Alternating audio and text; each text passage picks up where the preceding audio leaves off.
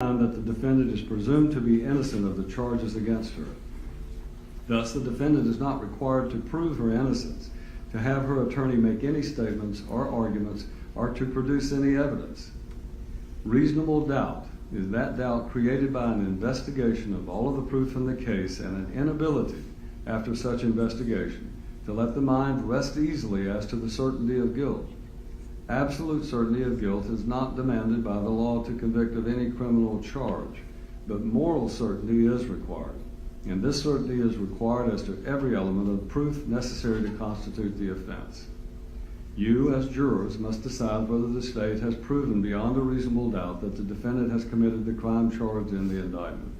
You must base that decision only on the evidence in the case and my instructions about the law. Witnesses will testify in response to questions from the attorneys. Witnesses are first asked questions by the party who calls the witness to testify. Then the other side is permitted to cross-examine the witnesses.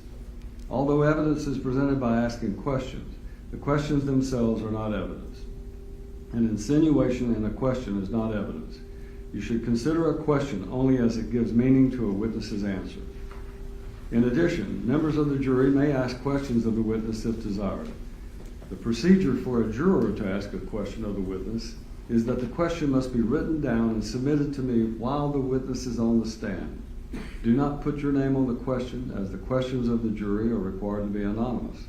If a juror has a question that he or she would like to have asked of the witness, that question must be submitted in writing while the witness remains on the witness stand. At the end of the witness's testimony, the jury will be excused, and I will consider the questions of the jury on the record. Then the jury will return to the courtroom. If the question is allowed by the rules of evidence, the question will be asked either by me or by one of the lawyers. You should not place any significance upon the fact that I asked the question of the witness or whether one of the lawyers asked the question. In either event, the question is being asked of the witness solely because it was desired by a juror. The wording of the question may be altered by me, or the question may not be asked at all. If the question is altered by me, you must assume that I had a valid legal reason for altering it, and you should place no significance upon this fact, nor should you draw any inference from it. I may refuse to ask the question at all. In that case, you likewise should place no significance upon this fact, nor should you draw any inference from it. An important part of your job will be making judgments about the testimony of the witnesses who testify. You should decide whether you believe what each person says and the importance of his or her testimony. In making that decision, I suggest that you ask yourself a few questions. 1, did the person impress you as honest? 2, did he or she have any particular reason not to tell the truth? 3, did he or she have a personal interest in the outcome of the case? 4, did the witness have any motive, bias, or prejudice that would influence the witness's testimony? 5, did the witness seem to have a memory of the events he or she testified about? 6, did the witness have the opportunity and ability to observe accurately the things he or she testified about? 7, did he or she appear to understand the questions clearly and answer them directly? 8, was the witness distracted in any way? 9, how did the witness look and act while testifying? 10, was the witness making an honest effort to tell the truth, or did the witness evade questions? 11, did a witness's testimony differ from the testimony of other witnesses? Another factor for you to consider in evaluating a witness's testimony is whether the witness's testimony during the cross-examination appeared to be contradictory, unreasonable, and improbable. However, immaterial or minor discrepancies or differences should not affect the believability of a witness unless it should plainly appear that the witness has willfully testified falsely. When a witness is thus impeached, the jury has the right to disregard his or her evidence and treat it as untrue, except where it is corroborated by other credible testimony or by the facts and circumstances proved on the trial. As the sole judges of the facts, you must decide which of the witness's testimony you accept, what weight you attach to it, and what inferences you will draw from it. The law does not, however, require you to accept all of the evidence. In deciding what evidence you will accept, you must make your own evaluation of the testimony given by each of the witnesses and determine the weight you will give to that testimony. You must decide which witnesses you believe and how important you think their testimony is. You are not required to accept or reject everything a witness says. You are free to believe all, none, or part of any person's testimony. In deciding what testimony you believe, you should rely on your own common sense and everyday experience. There is no fixed set of rules to use in deciding whether you believe a witness. In making up your mind and reaching a verdict, do not base any decisions on the fact that there were more witnesses on one side than on the other. Likewise, do not reach a conclusion on a particular point just because more witnesses testified for one side on that point. Your job is to think about the testimony of each witness you heard and decide the facts. At times during the trial, an attorney may make an objection to a question that is asked by another attorney or to an answer that a witness gives. This simply means that the attorney is requesting that I make a decision on a particular rule of law. Do not draw any conclusion from the fact that an objection was made or from my ruling on that objection. My rulings only relate to the legal questions that I must determine and should not influence your thinking. If I sustain an objection to a question, the witness will not be permitted to answer the question. Do not attempt to guess what the answer might have been had the witness been permitted to give it. Similarly, if I tell you not to consider a particular statement that was made, you should put that statement out of your mind, and you may not refer to that statement in your later deliberations. In deciding this case, you may not draw any inference from an unanswered question, and you may not consider testimony that you are instructed to disregard. Any arguments about objections or motions are usually required to be made by the attorneys out of the hearing of the jury. Information may be excluded because it was not legally admissible. Excluded information cannot be considered in reaching your decision. A ruling that is made on an objection or a motion will be based solely upon the law.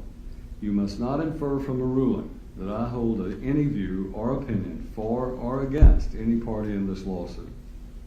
Some of you have probably heard the terms circumstantial evidence and direct evidence. These are the two basic types of evidence that exist in law. Direct evidence is direct proof of a fact, such as the testimony of an eyewitness.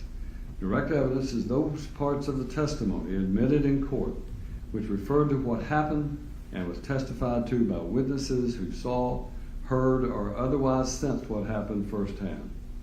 If witnesses testified about what they themselves saw, heard, or otherwise sensed, they presented direct evidence. Circumstantial evidence is all of the testimony and exhibits which give you clues about what happened in an indirect way.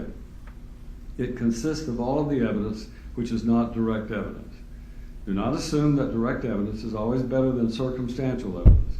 According to our laws, direct evidence is not necessarily better than circumstantial evidence. Either type of evidence can prove a fact if it is convincing enough. A defendant may be convicted on direct evidence, circumstantial evidence, or both. The court will not provide you with a transcript of the testimony at the end of the trial. Therefore, you must listen very carefully to the testimony. Each of you will be allowed to take notes during the trial for your own use during your deliberations. You are not required to take notes. Independent memory can be as accurate as written notes. You will be provided with paper and a pen if you decide to take notes. During the course of the trial, you should not talk with any witness, defendant, or attorney involved in this case. Please do not talk with them about any subject whatsoever. You may see them in the hallway, on an elevator, or at some other location. If you do, perhaps the best standing rule is not to say anything. Do not permit any other person to discuss the case in your presence. If anyone does attempt to do so, report this fact to the court immediately without discussing the incident with any of the other jurors. You should also not discuss this case among yourselves until I instruct you on the law and you start deliberating at the end of the case. It is important that you wait until all of the evidence is received and you have heard all of my instructions on the rules of law before you deliberate among yourselves. You may not communicate with anyone or provide any information, photographs or video, to anyone by any means about the case on your cell phone, through email, BlackBerry, iPhone, text messaging, Instagram, Snapchat, or on Twitter, through any blog or website, through any internet chat room, or by way of any other social networking websites, including but not limited to Facebook, MySpace, LinkedIn, and YouTube, especially including the live stream of this trial. In keeping with the state of Tennessee's open access to the court's public policy, the majority of court proceedings are live streamed via YouTube. You as a juror are not recorded on video or shown on camera. You are not permitted to read, watch, or listen to those YouTube streams during the trial. You as jurors must base your decision solely on the evidence you hear in the courtroom. I will remind you of your duty and responsibility before all breaks in jury out hearings, and trust you will follow my instructions in keeping with the integrity of the case and the court proceedings. During the course of the trial, there will be media reports in the newspapers, on TV, or on radio about this particular case. If there are, you are not permitted to read, watch, or listen to those reports. You as jurors must base your decision solely on the evidence you hear in the courtroom. You will receive all of the evidence you may properly consider to decide the case. Because of this, you should not attempt to do any research on your own or gather any information on your own that you think might be helpful. Do not conduct your own private investigation into this case, although you may be tempted to do so. Do not read any textbooks or articles concerning any issue in this case, or consult any other source of information. If you were to do that, you would be getting any information that is not evidence. You must decide this case solely on the evidence and law presented to you during the trial. Any juror who receives any information about this case other than that presented at trial must notify the court immediately. There are several rules concerning your conduct during the trial and during recesses that you should keep in mind. You will be a sequestered jury. You will not be allowed to communicate with anyone other than your fellow jurors and your sworn jury guards during the entire time that you serve on this jury. You will be kept together as a jury and separated from everyone else. You must not be outside the presence or supervision of your jury guards at any time. You must not speak to anyone other than your fellow jurors or guards at any time about any subject whatsoever. Second, do not discuss the case among yourselves during the trial. You must keep an open mind until you have heard all of the evidence, the attorney's closing arguments, and my final instructions concerning the law. Any discussions before the conclusion of the case would be premature and improper. Third, obey all instructions from your jury guards. They have been thoroughly instructed as to the proper procedure that must be followed. If they ask you to do something, there is a reason for it. Finally, during the course of the trial, I may have to interrupt the proceedings to confer with the attorneys about the rules of law that should apply. In some cases, we may have bench conferences in the courtroom outside of your hearing. And in some instances, I may ask you to retire to the jury room while we discuss a matter out of your presence. I will try to avoid as many of these interruptions as possible. We'll try to resolve some of these things in the morning before we get started. I ask your patience because these interruptions are necessary points in the trial where we have to resolve legal issues. In the long run, they save time for all of us. If anyone needs a break at any time, please do not hesitate to ask. Simply raise your hand. If I do not see you, get the attention of one of the bailiffs who will advise me that a juror needs a break. Normally, I will try to conclude the testimony of a witness before taking a break. The usual break times are at 10:30 in the morning and 2:30 in the afternoon, with a normal hour between 12 and 1 for lunch. If you need a break at any other time, please ask. A juror who is distracted is not paying full attention to the testimony. Both parties are entitled to your full, undivided attention to the case. This completes my opening comments to you. The next phase of the trial is the formal reading to you of the indictment in this case. It's the 4th day of May, 2022. David Wolf, Circuit Judge. General?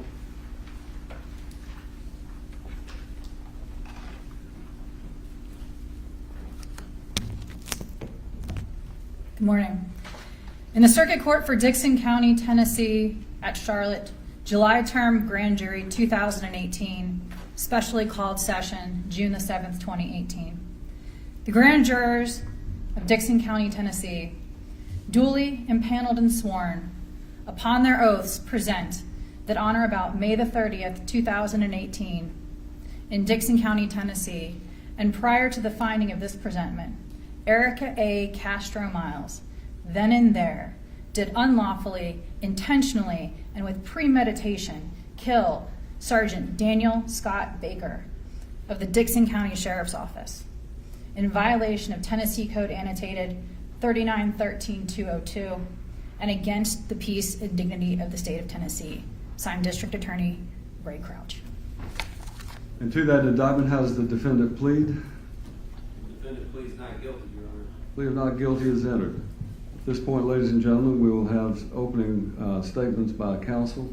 State wish to make an opening statement? Yes, Your Honor.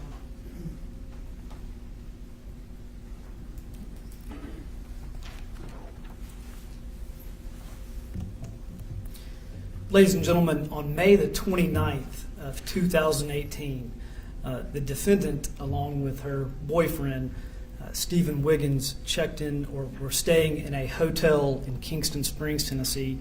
At the time, it was called the Midtown Inn and Suites. They checked into the hotel on the previous night, May the 28th. Now, what's important about this event is it triggers the death, ultimately, of Sergeant Daniel Baker on May the 30th. And here are the facts. Sometime in the early morning hours of May 29th, from the Midtown Inn and Suites in Kingston Springs, the defendant, Erika Castro-Miles, calls 911 to report that Stephen Wiggins has stolen her Saturn vehicle from the parking lot of the hotel. Okay? The defendant also claims that Stephen Wiggins had assaulted her. Law enforcement arrives to the Midtown Inn and Suites. And you're going to see the evidence of a search of the defendant's hotel room, in which, among other things, are located needles, drug paraphernalia, marijuana, and importantly, the defendant's purse, and inside the purse, Blazer .45 caliber auto ammunition. Now, you're going to see later in the case that the same ammunition and brand as the type that was recovered that was used to murder Sergeant Daniel Baker. Now, also keep in mind, law enforcement is there speaking with the defendant, May 29th, 2018. They're taking a report. They, in fact, get warrants against Stephen Wiggins for assault and theft of the vehicle.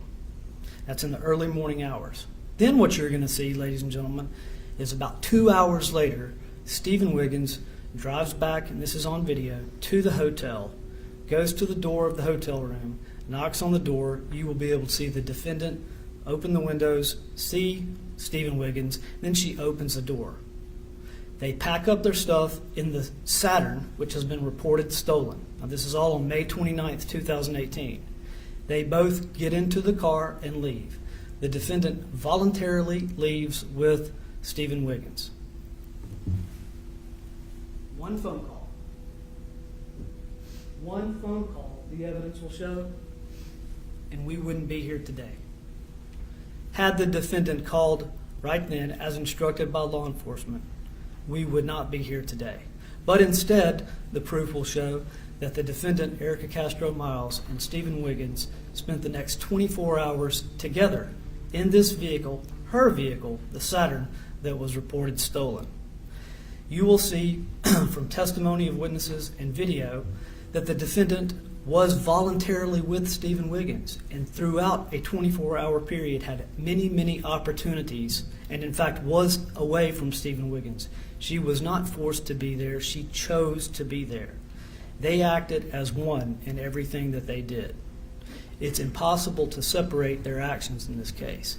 Had the defendant, Castro-Miles, wanted to separate from Stephen Wiggins, she could have. You will see that on May 29th, the defendant went alone to AutoZone, to Ross, a store in Dixon, and to Walmart without Stephen Wiggins. She had many opportunities to call 911, call local law enforcement, call a friend, call anybody. But the facts will show she did not. She constantly reunited with Stephen Wiggins, and again, they acted as one. Which brings us to the early morning hours of May the 30th, 2018. Tidwell Switch Road, the intersection of Tidwell Switch Road and Sam Vineyard Road, right at 24 hours after the initial report from the Midtown Inn and Suites. And here's what we have. The facts are going to show that inside of her vehicle, the defendant's vehicle, she sat in the passenger seat and Stephen Wiggins sat in the driver's seat. That morning, just at sunrise, a passerby, a citizen, reported that two people were stopped inside this vehicle and were apparently asleep. She called 911. At that point in time, Sergeant Daniel Baker reported to the intersection, to this scene, to check and offer and render assistance and aid to this vehicle. Inside the vehicle, again, were Stephen Wiggins and Erika Castro-Miles. And here's what happened. The facts will show. Sergeant Baker approached the vehicle and asked for identification from both Stephen Wiggins and Erika Castro-Miles. And at that point in time, neither of them provided identification, photograph IDs. They chose not to. In fact, you will see Stephen Wiggins gave a false or a fake social security number and no identification whatsoever, although he had a photographic ID on his person. You will also see that Erika Castro-Miles, instead of providing Officer Baker with her photographic ID, which she had in her possession, gave him a torn social security card. You will also see that there was Stephen Wiggins pretending that the driver's side door would not open. He pretended that it would not open because Officer Baker asked him to step outside the vehicle. He pretended that he needed pliers to open the door from the inside. And you can see both defendants went right along with this ploy. And what you will then see is Officer Baker walking around both sides of the vehicle, ultimately walking over to the passenger side where the defendant sat. And I want you to pay specific attention to the height of the mirrors. The passenger window is rolled down more than the driver window.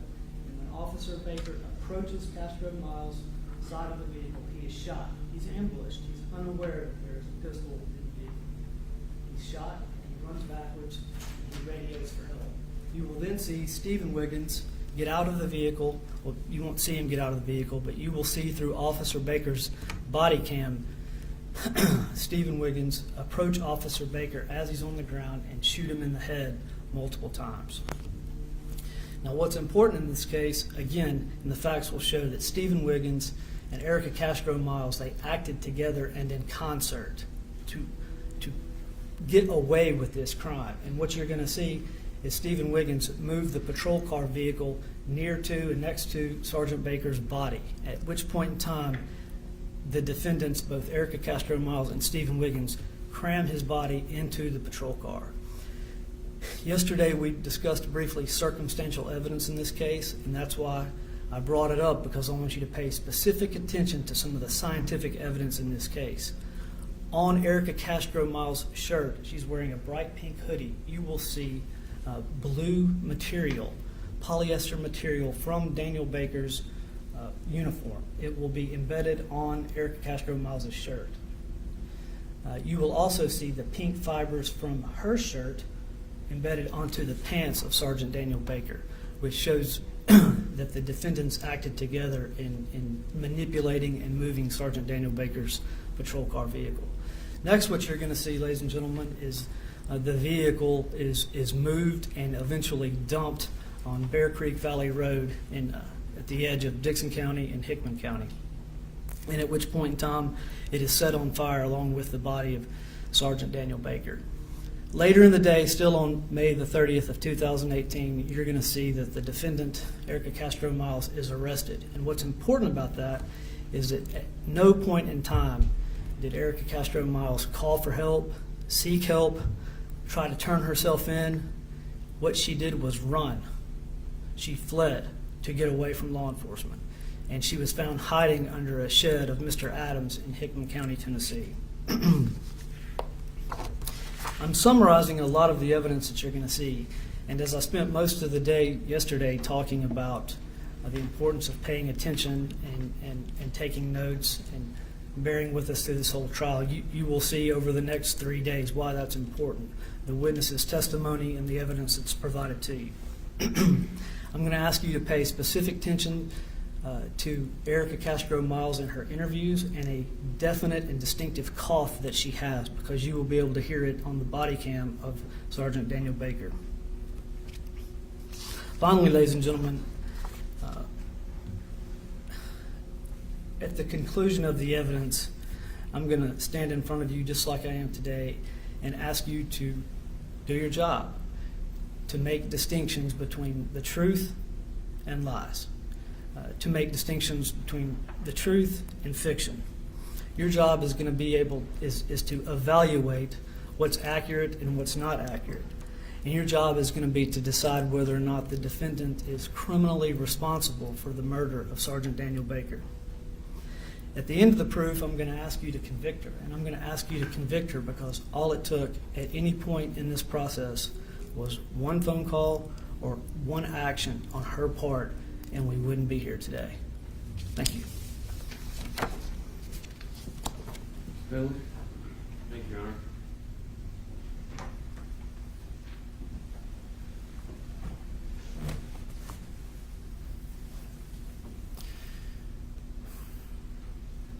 You know, I hate to say it, but it took me a while to figure out why exactly the government is putting Miss Erika on trial. Obviously, listening to General Crouch speak, you know, it's dawned on me, and it did a week or so ago anyhow. He says they acted as one. They don't have a case against Erika other than her being with her abuser, Stephen Wiggins. We all know Stephen Wiggins murdered Sergeant Baker. And Stephen Wiggins is exactly where he belongs. And likewise, we all know that Erika did not murder Sergeant Baker. As General Crouch has said, she's being tried under the theory of criminal responsibility. Now, that's an old form of holding folks responsible for the criminal acts of another person. And I've been told by other legal scholars, who are smarter than I am, that most states have done away with criminal responsibility. But we still have it here, and it's codified under TCA 3911-402. So you're going to want to be listening for proof that Erika was acting with the intent to promote or assist the commission of the offense or to benefit in the proceeds or results of the offense, and that Erika solicited, directed, aided, or attempted to aid Stephen Wiggins in this murder. That's not going to be in the evidence. When I think of criminal responsibility, I think of bank robbers and there's a getaway driver waiting for him outside. The getaway driver isn't really robbing the bank. He's not holding the teller up, but he's a vital part of the plan. Erika was not a getaway driver here. The evidence will show she did not act with any intent to promote or assist in the murder of Sergeant Baker. The evidence is going to show that she did not solicit, direct, aid, or attempt to aid Stephen Wiggins in the murder of Sergeant Baker. You'll simply hear evidence that she was with him. We don't contest that fact. I don't contest the fact that she could have walked away. I do contest the fact that she could have just made a phone call. But you'll hear evidence on that as well. And this is exactly why we teach our children to be careful who they associate with. Guilty by association. It's not the law. That is not the law. It's simply a caution that we preach to our children, to our younger siblings, to our loved ones, and unfortunately, it's a warning they seldom heed. You're going to hear proof that Erika Castro-Miles was an abuse victim who just maybe wasn't ready to leave her abuser. Now, she obviously thought she was ready to leave when she told the police, as General Crouch told you, about the abuse she suffered on May 29th, 2018. You're going to hear that she was beat up, her hair was ripped out, she was choked with a hotel room phone cord, and that she had a gun held to her head. All at the hands of Stephen Wiggins, the man that the government wants you to hold Erika criminally responsible for. And Stephen Wiggins also threatened Erika's life and the lives of her children if she called the police on this night. Now, she was able to escape from this abusive situation momentarily, but she had to run naked out of her hotel room to do that. Stephen Wiggins had stripped her down, accused her of wearing a wire. And that's how scared she was. She ran out in public, naked as the day she was born, ran into the hotel manager's office, and it was the hotel clerk that called the police. It was the hotel clerk that clothed her with a towel. And all while this is happening, Stephen Wiggins steals her car. Miss Erika's going to tell you that Mr. Wiggins broke her phone. She couldn't make a phone call. Now, they weren't together every hour of the following day. I realize that. She could have gotten away. She didn't leave her abuser. And the government wants you to find, beyond any reasonable doubt, that she's criminally responsible for the actions of a man who would do this to her. And unfortunately, abusers are usually good manipulators. And unfortunately, abuse victims normally have shattered confidence, low self-esteem. They feel worthless. They sometimes even feel like it's their fault for the abuse that they suffer. So when Wiggins came back in her car that he stole from her, she realizes she was not brave enough that day to leave Stephen Wiggins. And she was probably terrified that Stephen Wiggins would find out that she talked to the police and told them what he did.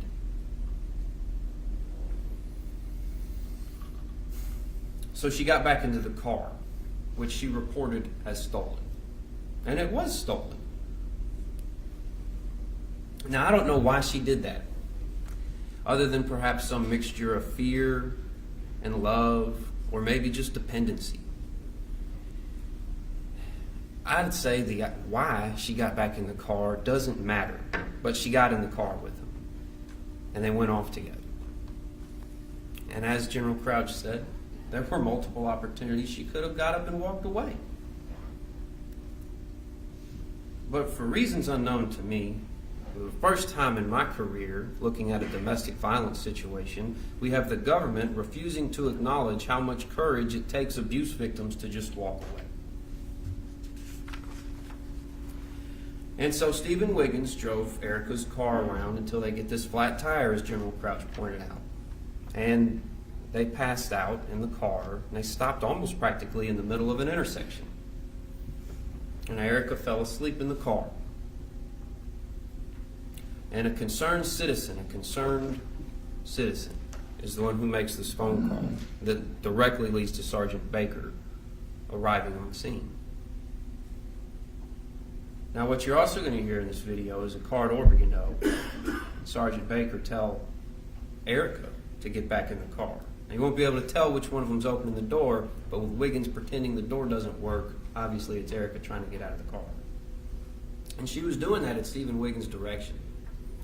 Get out of the car, go tell him we have a flat tire. Tell him we don't need any help.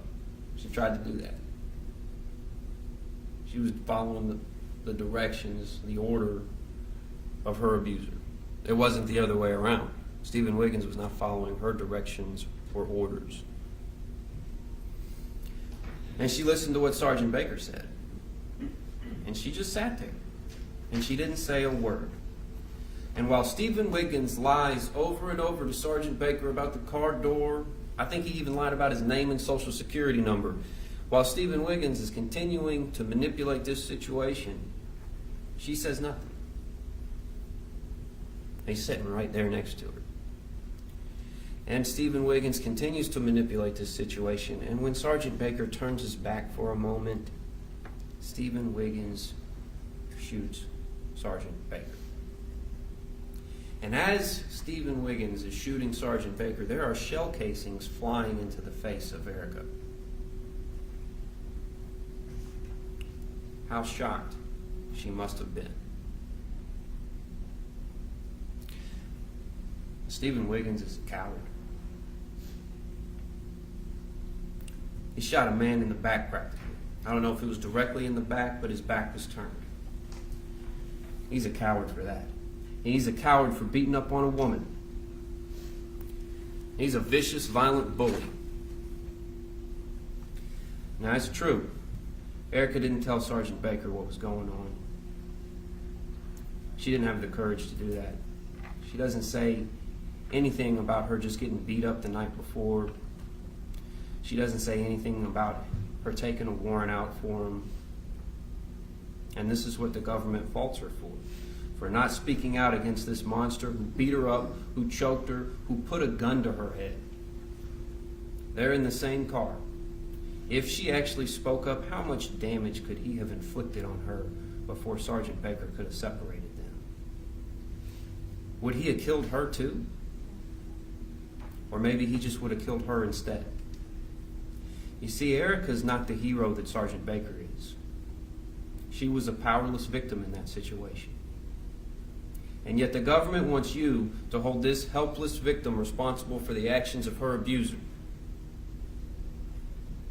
What a terrible precedent they seek to set.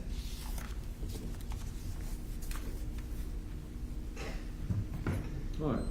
Stay ready to call us first witness. State House Lisa Baker.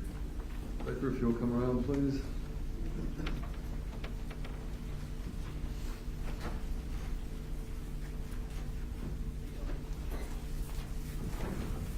Do you solemnly swear or affirm that the testimony you're about to give in this case will be the truth, the whole truth, nothing but the truth, so help you God?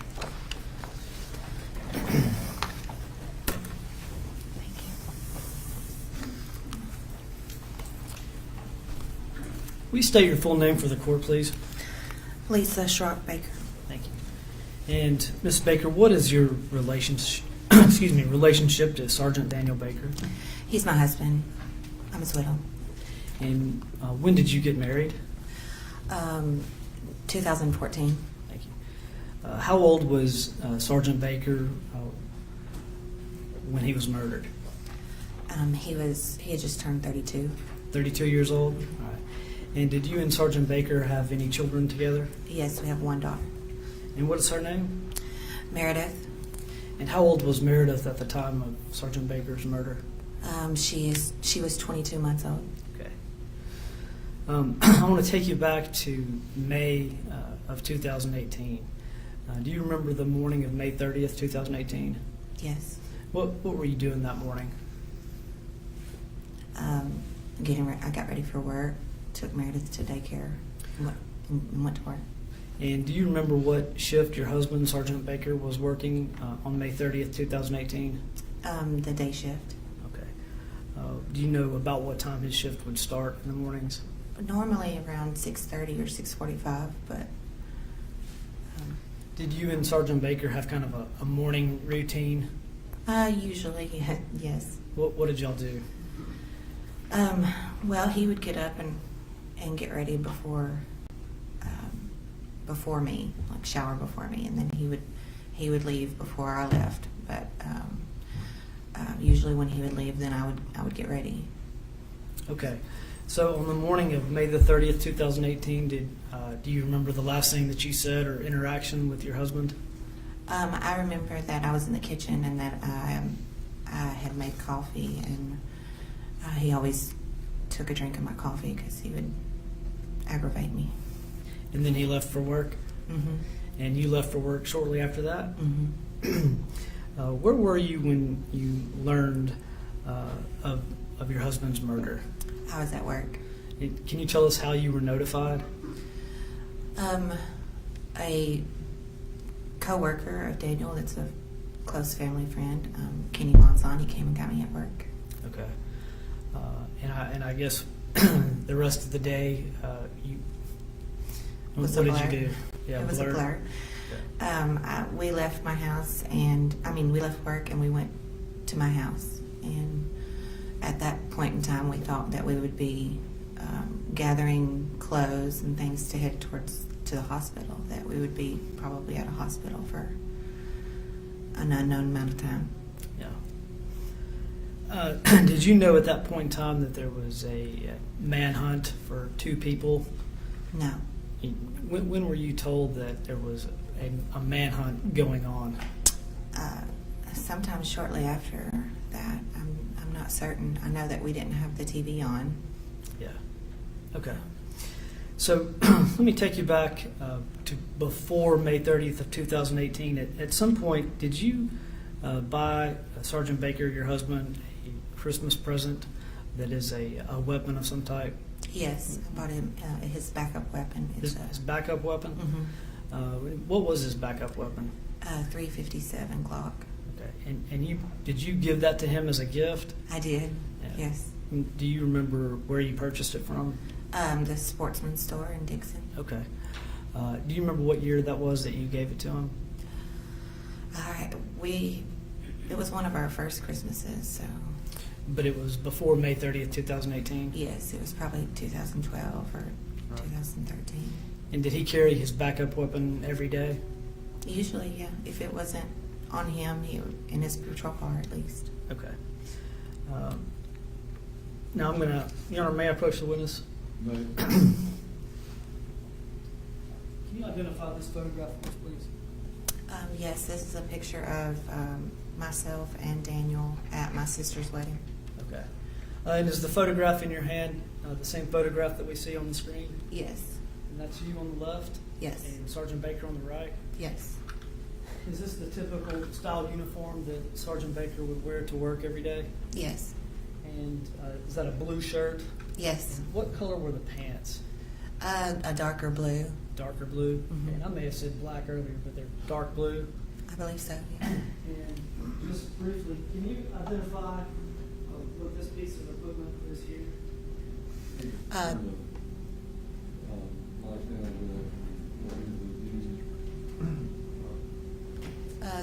The radio, is that what you're pointing Is at? this a radio? Yes, yep. Is this called a duty belt that he has on? Yes, Different pieces of equipment that he would carry? yes. What were some of the pieces of equipment that your husband would carry every day? The radio and the flashlight, you can see there. Okay. And then the other side would have his service weapon and the asp. Okay. So in this photograph, we can see the radio and the flashlight. Mm-hmm. That was part of his everyday uniform equipment. Yes. I'll move that photograph as the first exhibit. Marking this exhibit. I think it's actually, we've marked one other issue as exhibit 1, so we'll mark this as exhibit 2. Thank you.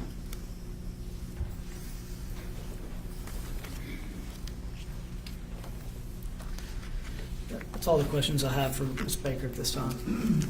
Gentlemen, any questions?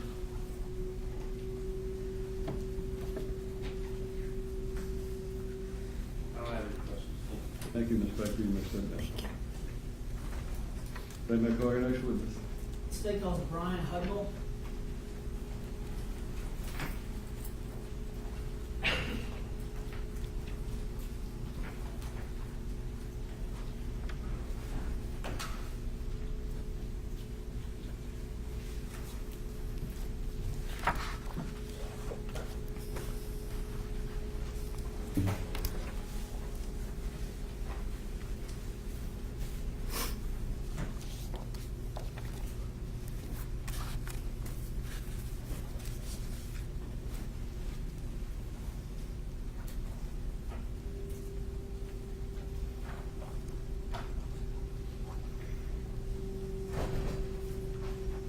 Mr. Hudnall, if you'll come up, please, and follow my instructions from our bailiff, and raise your right hand and face our clerk.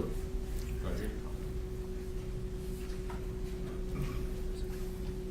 Do you solemnly swear or affirm that the testimony you're about to give in this case to be the truth, the whole truth, nothing but the truth, so help you God?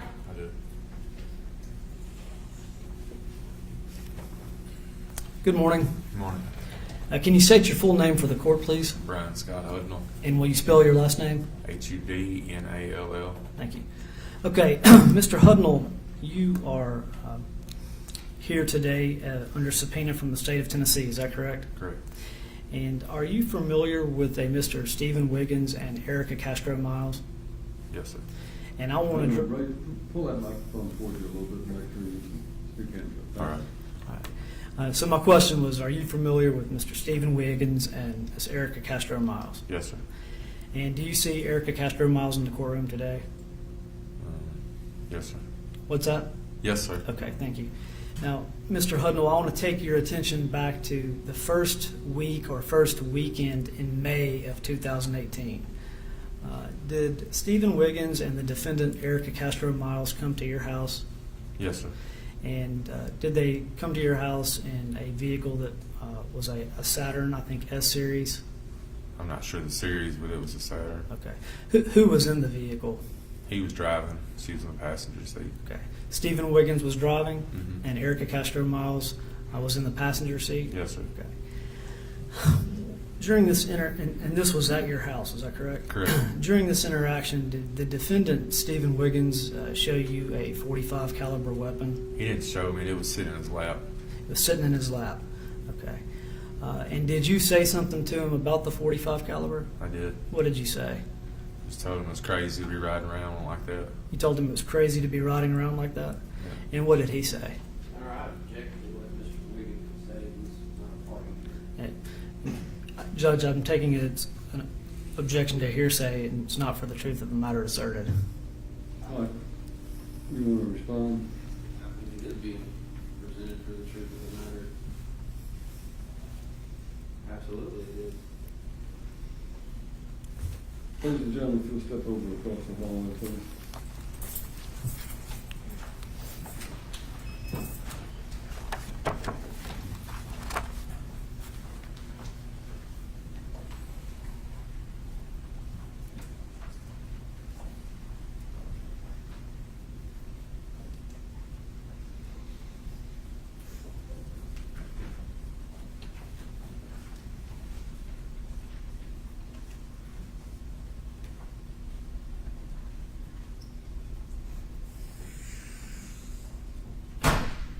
All right, I'm going to take this up outside the jury just to make sure that your objection is as to the statement is hearsay, and what is the state's purpose in introducing the statement?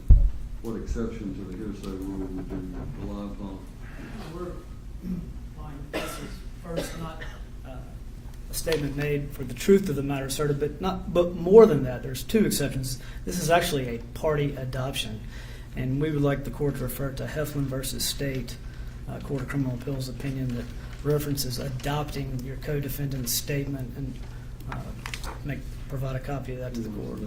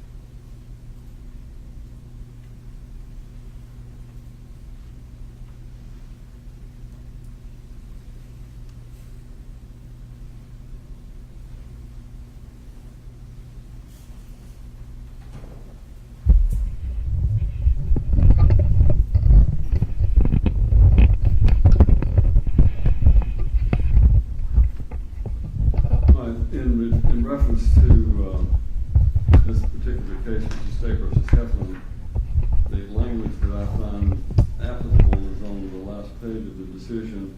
And it actually quotes the court. This is the first copy I have is the post-conviction relief. I guess it's the same thing. It's a question of post-conviction relief regarding the alleged ineffective assistance of counsel. And it was regarding failure to object to the testimony of a co-defendant regarding a statement that she and the petitioner planned to kill Al Wilson for the insurance money. And the court stated on direct appeal that indeed after Mrs. Holder testified, Ms. Wilson stated that she and the defendant were going to kill Mr. Wilson for the insurance money, and Ms. Holder testified that the defendant agreed with everything she said. Ms. Holder's testimony about Ms. Wilson's statement was clearly admissible because the statement was one in which the defendant had manifested an adoption or belief in its truth.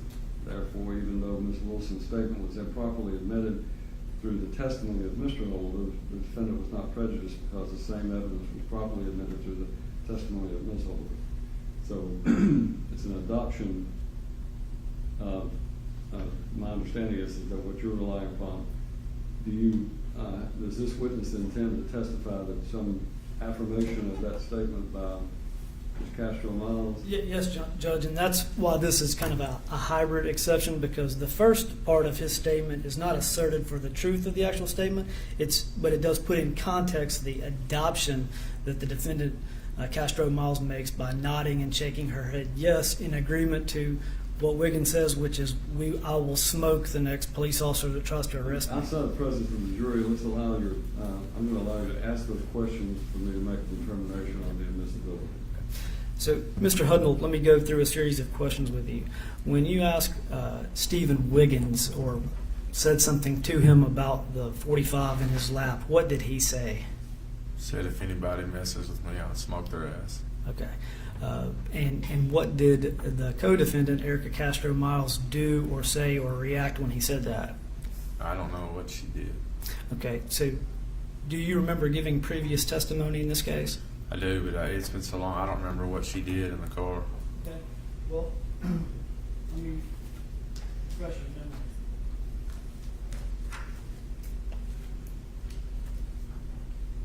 May I approach the witness? You may. So, Mr. Hudnall, you're now looking at the transcript of your previous testimony in this case, and I can't read this. I have retinopathy in my eyes now. My vision's blurry from my So- diabetes. you can't read it at all? No, sir. All right. So how about I read it to you and you agree to whether it's accurate or not, okay? So my question to you, Mr. Hudnall, in this previous testimony,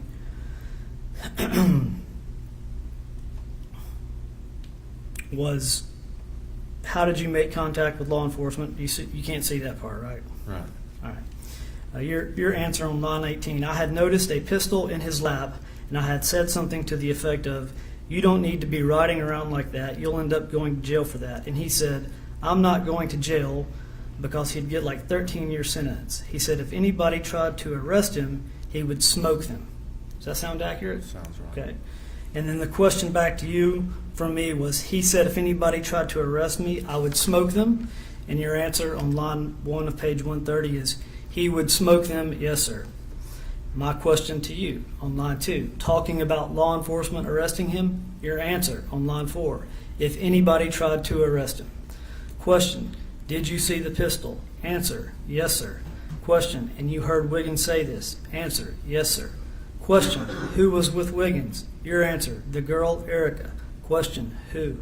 Answer, Erika. Question, did you see her in the courtroom today? And your answer, yes, sir. Question, is she seated at this table? Your answer, yes, sir. My question to you, did she hear the defendant say, if anybody tries to arrest me, I'm going to smoke them? And your answer was, yes, sir. My question to you then was, and what did she do when Wiggins said that? Your answer was, just sat there, she nodded. My question to you, how did she nod? Answer, just. And then I questioned affirmatively, like yes, and your answer was yes, sir. And then my question, did you see her nod her head affirmatively? And your answer was yes, sir. My question, as in yes, and your answer again is yes, sir. Then I ask you, are you absolutely sure she heard Stephen Wiggins say, if somebody tries to arrest me, I'm going to smoke them? And your answer was yes. I'm sorry to interrupt, but I have to object to that. I mean, how could this witness know what she heard? Now, I understand she's reading this to refresh recollections, but the basis of that is ridiculous. This witness cannot testify to what my client supposedly heard. Well, the purpose of what Mr. Crouch is doing at this point is to refreshing the memory of the witness by prior recorded testimony or prior recorded statement. So your objection as to the nature of that statement would seem to me to be premature. Certainly it can be explored on cross-examination, but I don't think that goes more to the cross-examination rather than to the admissibility of what General Crouch is questioning. This is prior testimony from the Wiggins trial, is that correct? No, this is testimony from Ms. Castro-Miles bond hearing. Bond hearing, all right. Overruling objections as to this stage of this proceeding, now that we have determined that, what is your response to the objection as to the admissibility of the statement by Mr. Wiggins? Mr. Finley, which is what we're dealing with initially, was Mr. Finley's objection as to the admissibility of that statement. Well, Your Honor, this is a prior recorded sworn testimony And the issue now is not whether it's, quite frankly, not of admissibility, but of the witness's statement that he can't read it. So, being that he has some type of, I guess, eye issue. But we've got two issues. One of them is certainly he can, if you've now refreshed his recollection, he can testify from that refreshed recollection of his prior statement. Then it brings us to the point of the objection by Mr. Finley as to the admissibility of that statement that Mr. Wiggins made. And it's my understanding that your argument is that it was a statement essentially of a party opponent, Yes. which is an exception to the hearsay rule, because your argument under this case law that you cited is that it has been adopted by the statement by Mr. Wiggins that he's going to smoke whoever that was trying to arrest him was adopted by Ms. Wiggins based on by Ms. Castro-Miles, by her nodding an affirmation to that statement. Yes. Is that correct? That is correct. And based upon that, I want to hear from Mr. Finley any other argument he wishes to make.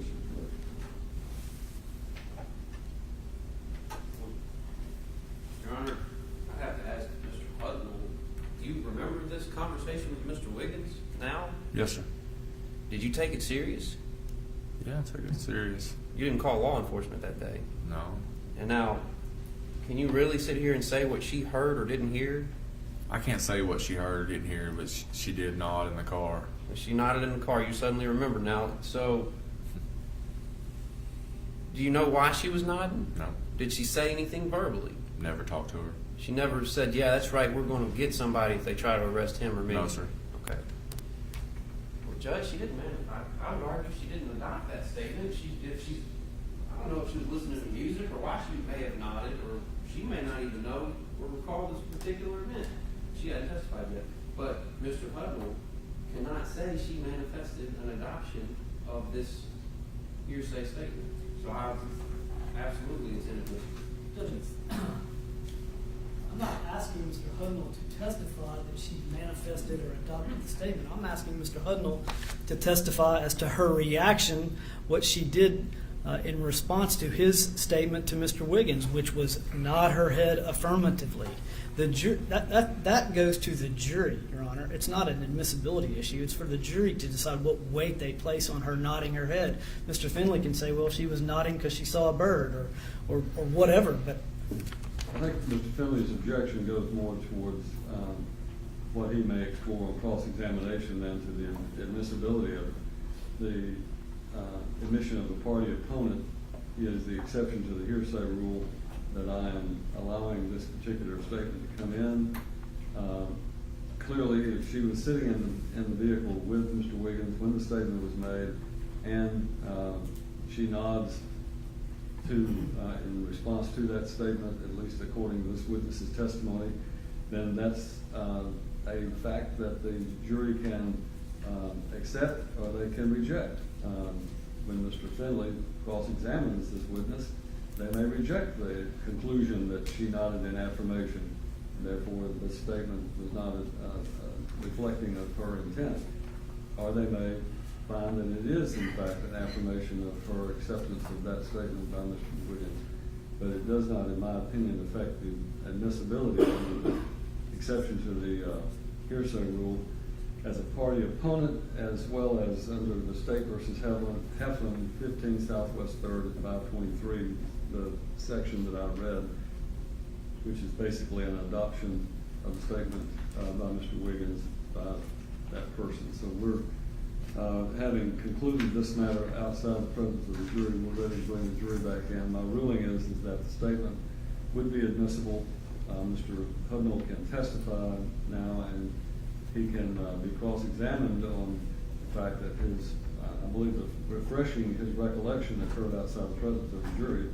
But I think it would be fair game for Mr. Finley to be able to question him on cross-examination about the fact that his recollection of that was not clear, and that he had to have his recollection refreshed by his prior testimony, if that's how you wish to. It's up to you, but I will allow that to take place. All right. Judge, and while the jury is out, we've had a pretrial issue directing Mr. Hudnall not to talk about a drug transaction. So I want to Mr. Hudnall, you remember that the first time you testified, we instructed you specifically, I don't want to hear anything about drug transactions at all in this testimony. I don't care what happens, do not let that word come from your mouth. You Yes, sir. understand that? Yes, sir. All right, I think we're all on the same page. All right, thank you. When the jury vote.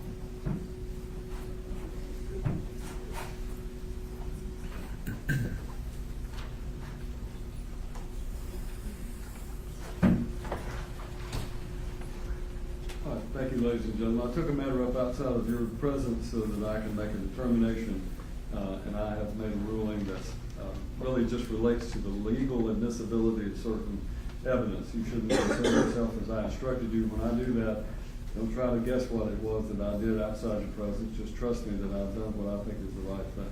And it's on me to make that decision. Thank you. General, you may continue. Okay, Mr. Hudnall, just to put this back in context, we're talking about the first week or so of May, is that correct? Correct.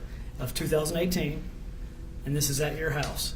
Correct. And you see a pistol in the lap of Stephen Wiggins, is that correct? Yes. And they are inside of this Saturn vehicle, Yes. and Erika Castro-Miles is in the passenger seat. Yes. And you say to Stephen Wiggins something about what? If you get caught riding with a pistol like that, you're going to jail. Okay? And what did he say back in response? I'm not going to jail. If anybody messes with me, I'll smoke their ass. He said he would smoke their ass. He wasn't going to jail. Right. And did you see the defendant, Erika Castro-Miles, say or respond in any way? She nodded in agreement. She nodded in agreement? And did you see her head move up and down as in affirmatively? Yes, sir. You did? I couldn't hear you. Yes, sir. Okay. Now, at that point in time, did Stephen Wiggins, did you know him as Stephen Wiggins? I know him as Steven. Okay. Did he have a nickname? I don't know if he did. Okay. Thank you. I'll pass the witness.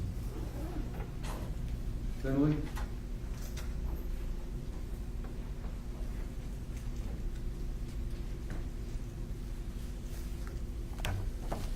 Mr. Hudnall, correct? Correct. Now, Mr. Hudnall, you had to have your memory refreshed about this particular situation, correct? Correct. You didn't remember it? Correct. I remember the situation, but not everything. You don't remember all the details? Correct. Okay, so as you sit here today, do you remember what Erika did? Do you remember if music was playing or anything like that? I don't remember if any music was playing. Okay. Folks, if they're sitting in a car, they're kind of nodding along to music sometimes, aren't they? I can't say. Do you ever do that? Yeah, I listen to music. Okay, and you've never nodded along with a song or something? Yes. All right, so folks do that is what I'm saying.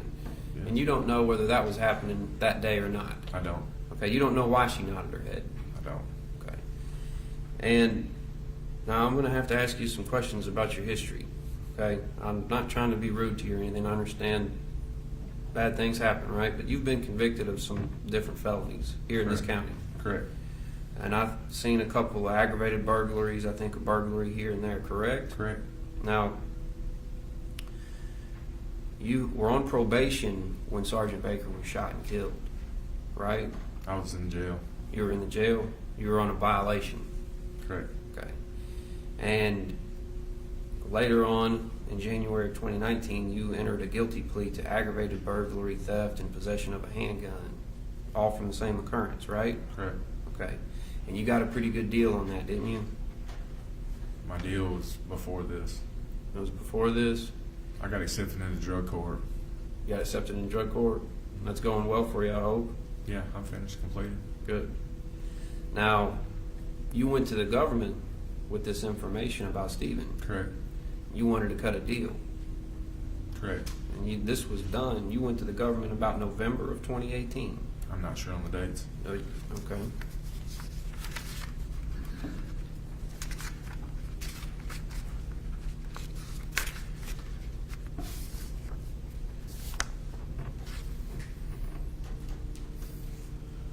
I know you said you have some eye trouble, but do you remember getting on the kiosk and requesting to talk to a detective? I do. Okay. And would you agree with me that you did that November 23rd, 2018 at 4:01 p.m.? Correct. That sounds right? Sounds right. Okay. Now, this is several months after Sergeant Baker was killed. Correct. Okay. Now, was Stephen in the jail with you at the time or No. anything? Okay. So, you went to the police with this information and you wanted to be on probation again. You wanted out of jail, right? I never said what I wanted. You don't remember telling the detective that you wanted to be on probation or anything like that? No, sir. Well, that is what you wanted, though, isn't it? You'd rather got out of jail that day. Yeah. Okay. So that's what you were trying to do, cutting a deal. Yes. Okay. Now, you had testified that you went directly to the police after you heard Sergeant Baker was killed, but that's not right. It was several months after the fact, wasn't it? Yeah, I wasn't sure on the dates. That's fine. Now,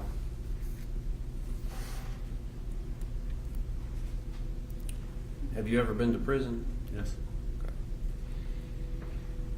Sounds terrible when those loud metal doors close behind you, doesn't it? Sure. To everybody. That lock latching behind you. Must have felt like you'd never get out of there. No. You don't like the food in the jail or in the prison either, I'm sure, right? I think anybody does. Not like Mama's cooking, right? Right.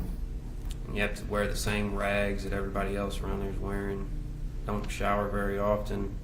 That's how it is in jail and in prison, isn't it? Shower anytime you want. Well, not everybody's showering like they should, though, right? Right. Gets cold, gets hot, extreme temperatures. Not everybody has the best hygiene, right? Pretty Right. scary in jail, isn't it? To some. Pretty scary in prison. To some. You must not have wanted to go back to prison when you were making this deal, though, right? Right. You got family? I do. Kids? Yep. How many? One. Do anything for your kid, wouldn't you? Well, yeah. And when you were in jail, did you cry? You didn't Oh, miss my your kid. About your kid? You missed your kid, though, right? Yes. And what do you like to do for fun? I don't do anything anymore for fun. No? No. Not a lot of fun in prison and jail, though, is it? No.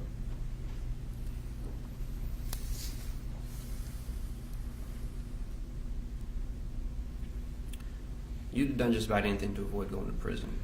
No. No? You wouldn't do just about anything to be there for your child? Yeah. Not gonna lie about it. Of course, what your testimony is that Stephen Wiggins is making some statement, some boasting, male bravado, right? Right. Now, you didn't call the law immediately.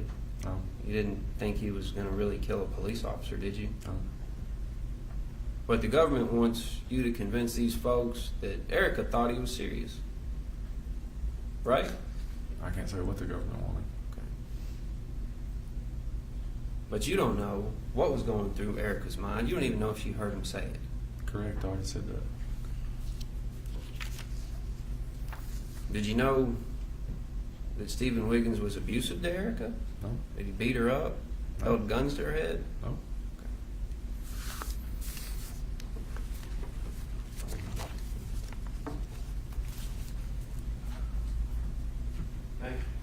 You ready? Mr. Hudnall, you've kind of been down this road before with this line of questioning, right? Right. And let's kind of go through it again. Is what you've testified to today the truth? Absolutely. that when you confronted Stephen Wiggins about that .45 caliber pistol, and he said he was going to smoke their ass in reference to anybody that tried to arrest him, you observed this defendant nod affirmatively yes. Yes. That's the truth. It's true. Now, let's go to what Mr. Finley has been questioning you about. You have been convicted of some felonies. You admitted your criminal responsibility for crimes. Is that correct? Yes, sir. And you served your time. Yes, sir. Did you make a deal with the state to come here and testify today? No, sir. In fact, I looked back at the previous questioning. One of my questions to you was, Mr. Huddle, do you even know who I am? No, I didn't. I didn't make a deal with you, did I? Mm. Thank you. Your cross? No, Judge. Thank you, Mr. Hunter. You may step down. Are you releasing him from the subpoena? Yes, sir. You are released from the subpoena. You may go about your business. Thanks, sir. Do you have another short witness before we have to reach this? It's fairly short. Okay. United States calls Courtney Proctor.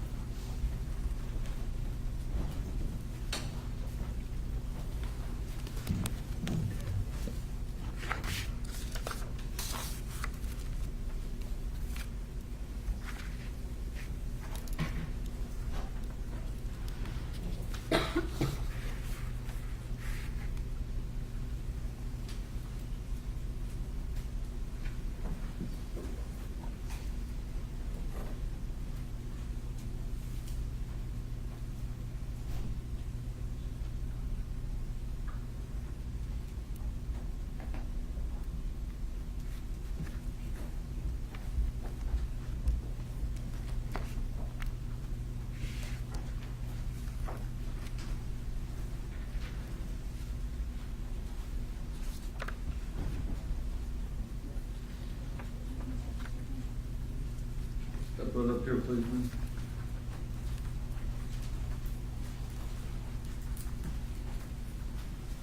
You face our clerk and raise your right hand. Do you solemnly swear or affirm that the testimony you're about to give in this case to be the truth, the whole truth, nothing but the truth, so help you God? Yes. You will please speak directly into that microphone so it'll pick up. So good morning, Ms. Proctor. Good morning.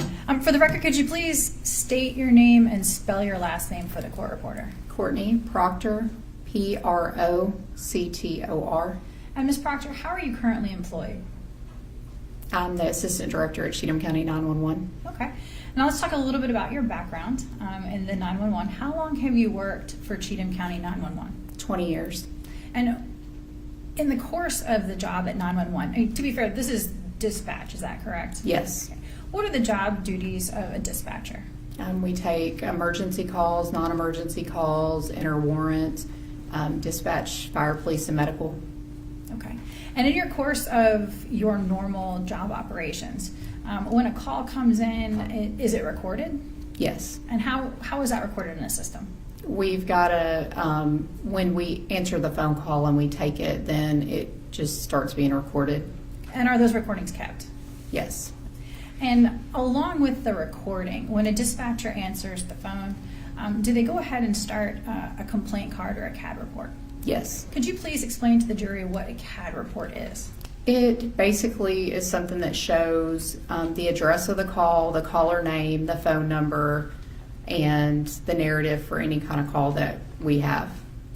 Does it also have notes that the dispatcher puts in there as well? Yes. And is that based on information that dispatcher receives on the call or from law enforcement calling in? Yes. And along with the Cad report, does it also show you which unit, I say units, which officers or EMS or emergency services people have also responded to this particular incident? Yes, ma'am. And that's all listed together? Yes. Your Honor, if I could approach the witness, please. You may.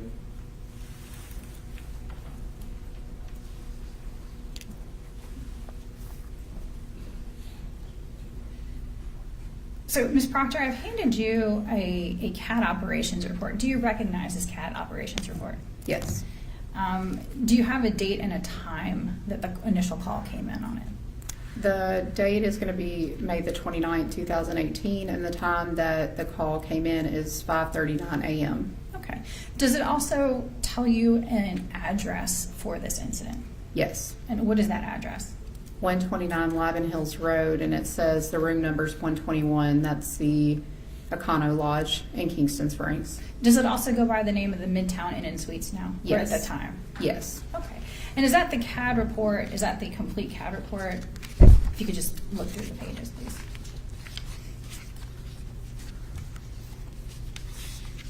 Yes, ma'am.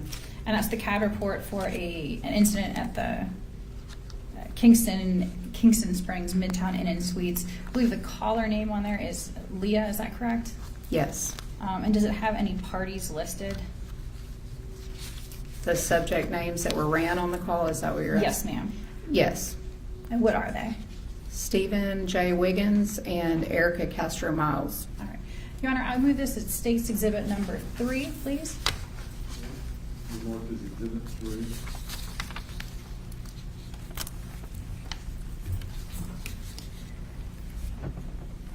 Now, dispatcher, well, I say dispatcher, Assistant Director Proctor, is there a 911 call that goes along with this CAD report? Yes, ma'am. And have you listened to that call? Yes, ma'am.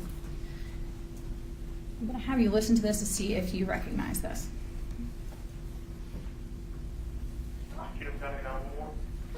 Hey, can you send the police to Midtown Suites?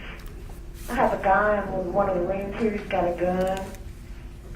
Okay, what's he threatening to do? Well, he sued this girl out with no clothes on. Joe got her in the office here. And he's in the room. What kind of gun does he have? What kind of gun is it? She doesn't know. What was he doing? Are they close by? Huh? Were they drinking or what were they doing that started this? Have y'all been drinking? No. Okay, what were they doing that started this? I don't know, sir. What started it? I don't know. He just lost his mind. He just lost his mind. He's doing drugs? No, no drugs, no alcohol. Okay, what room's he in? What room is it? 121. All right, hang on 1 second. Don't hang He's on. down here naked in the office. I had to throw a towel on her. Yeah, hang on 1 second, okay? Thank you. All right.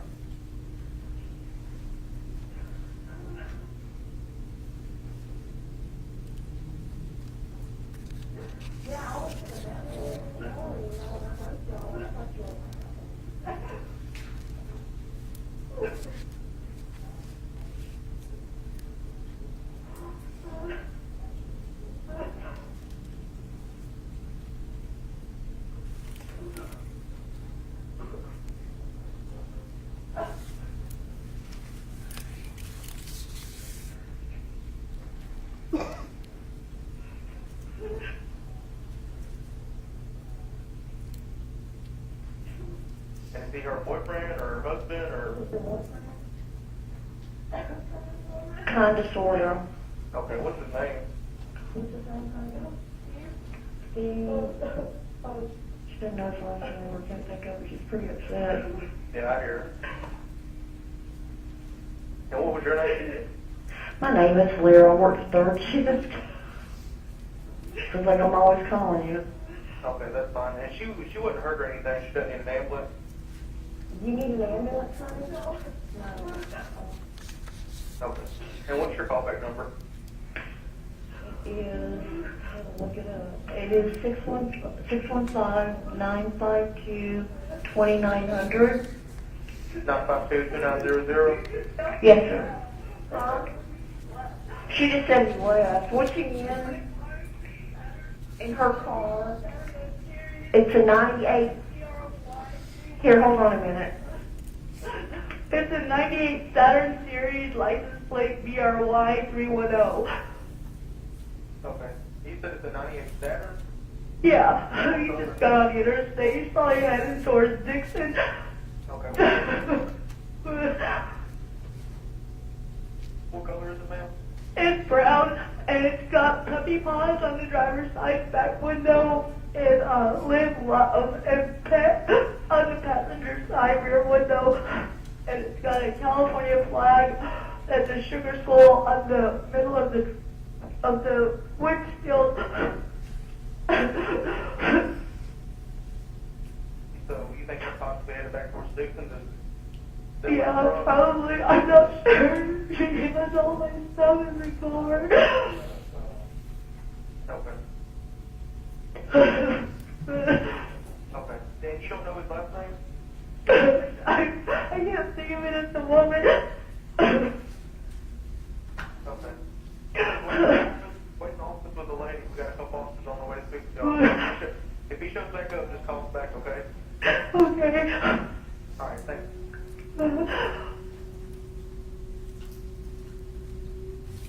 Now, Director Proctor, is that the 911 call that goes with this CAD report? Yes. And I'd move a copy of that as exhibit number 4, please. Marked as Exhibit 4. And Assistant Director Proctor, there are 2 things I'm going to ask you about in there.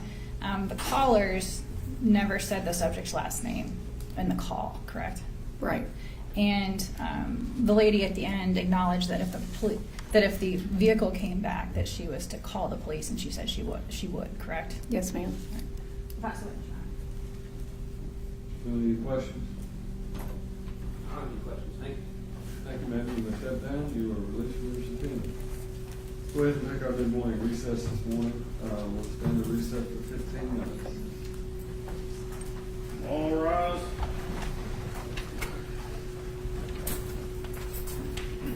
This court is in recess.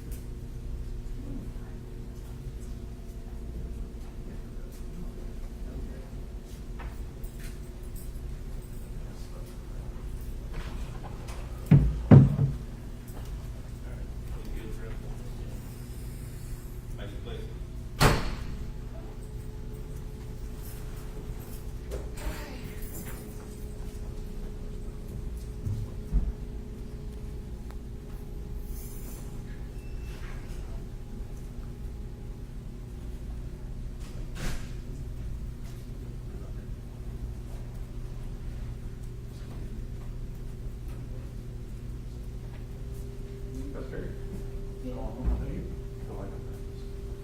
think so?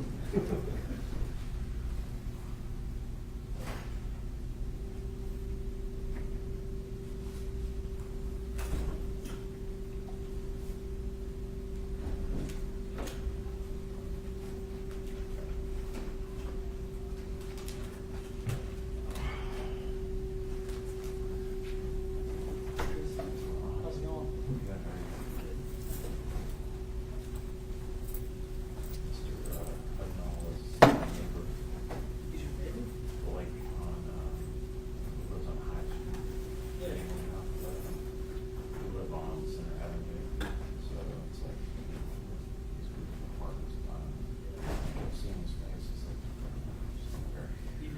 Yeah.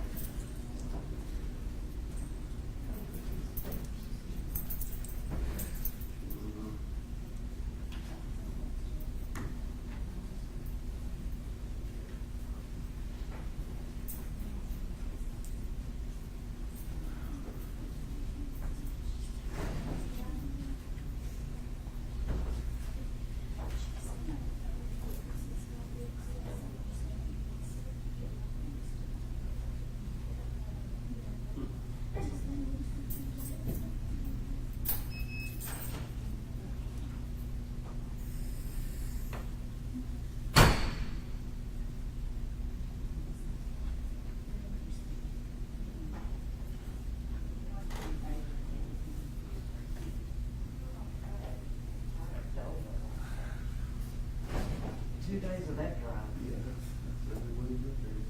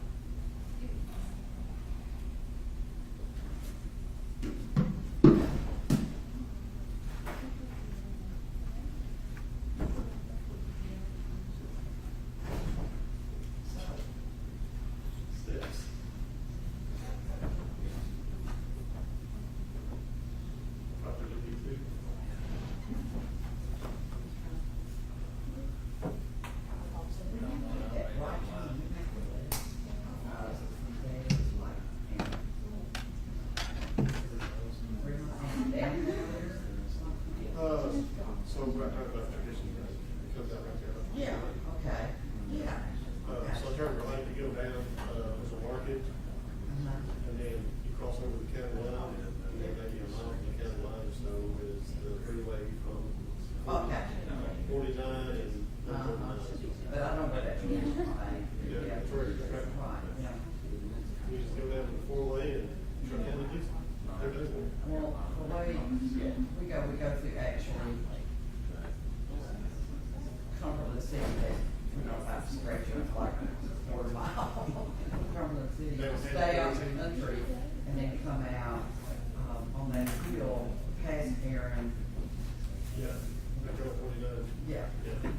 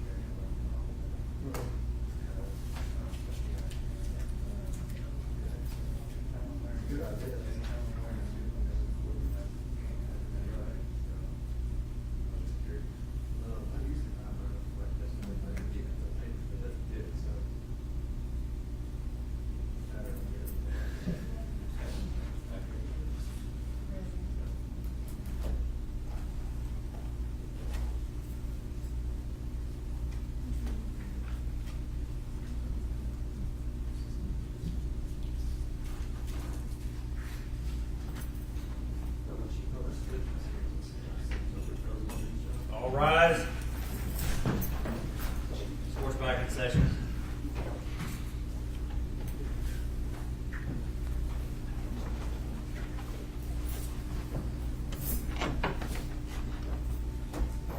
Just go ahead and bring the payment out. Hold on. Don't bring the jury in until we tell you, okay?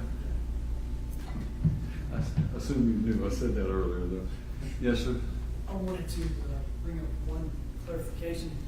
We had a pretrial 404B hearing and ruling. Yes.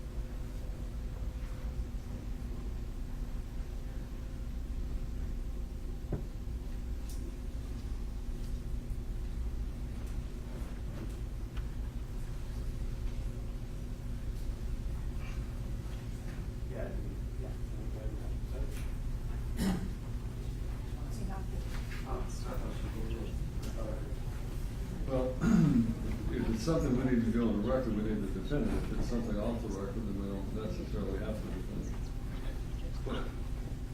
Well, let's just do it on the record. It's always better to do it on the record so that there's no question about it.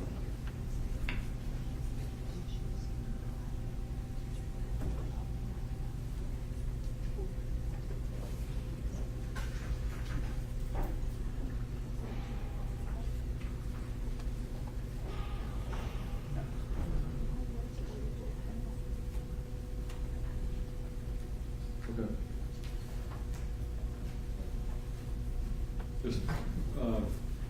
They're just communicating to me that we have a couple of jurors who smoke and it's taking longer to take them out, let them not smoke, and the bailiffs have to guard them. So we only have a certain number of people to do what we need to do.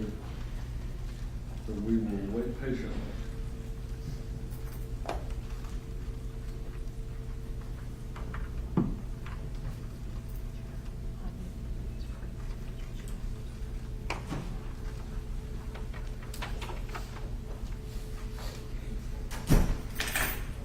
Now that we have Mr. Castro-Miles back in, Mr.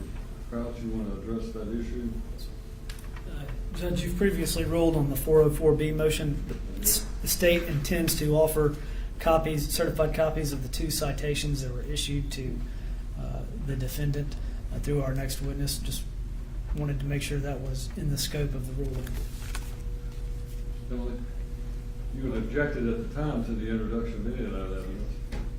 Yes, Your Honor.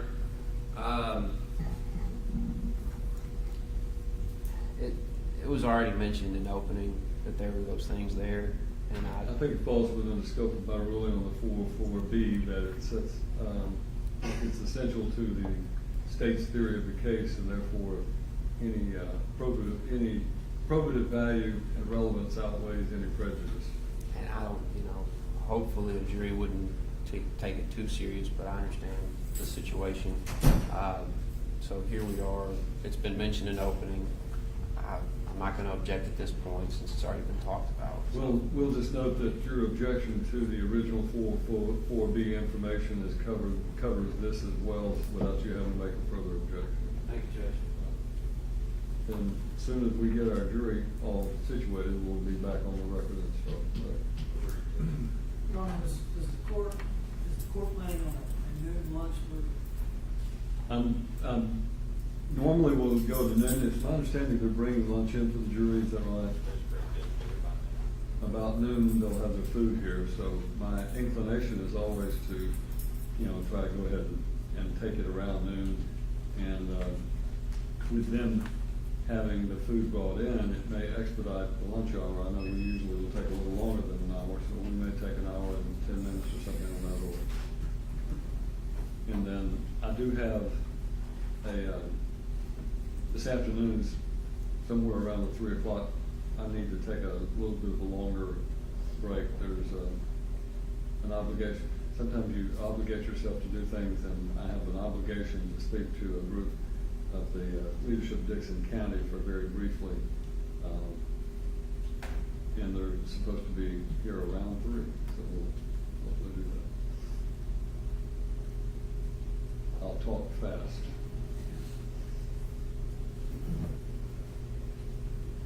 Which apparently, I probably shouldn't be saying this on the record anyway, but apparently, I cannot voice text anything on my phone because apparently I have an accent that just, whatever I say, it comes out completely different than what I think it's supposed to say. So I don't know if they make a Siri adaptation for a Southern accent or not, but apparently I need one. So when I say I'll talk fast for me at least.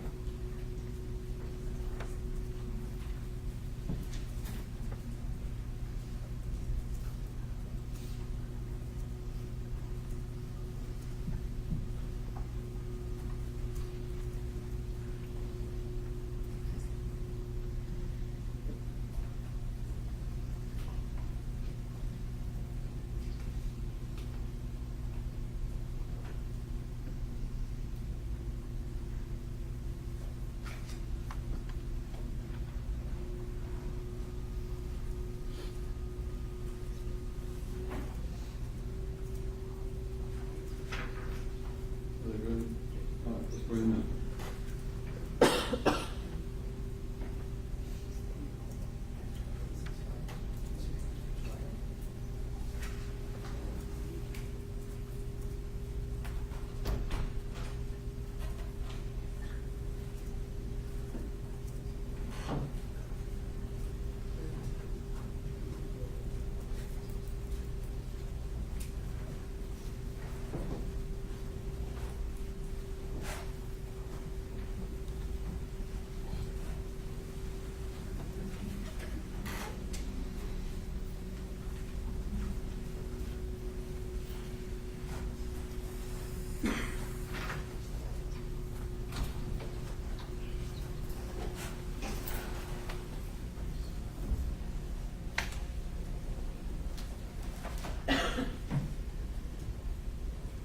I think we have everyone back on the jury, so Mr. Crouch, you may call your next witness. State calls T.C. Swaggerty.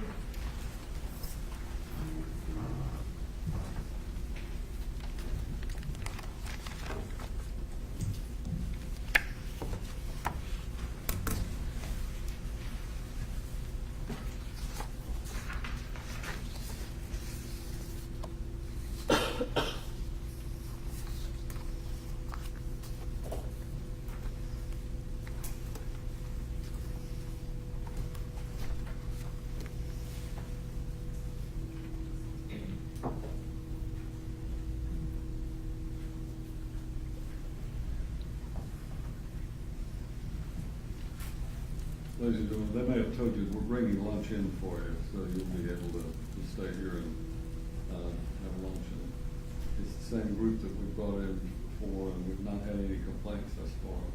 Y'all like chitlin. They're from Dover know what the chitlin is.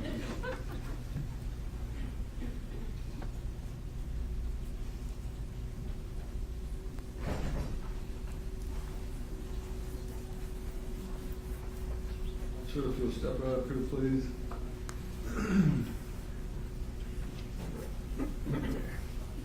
Run around here, raise your right hand and face our clerk. Do you solemnly swear or affirm that the testimony you're about to give in this case to be the truth, the whole truth, nothing but the truth, so help you God? I do.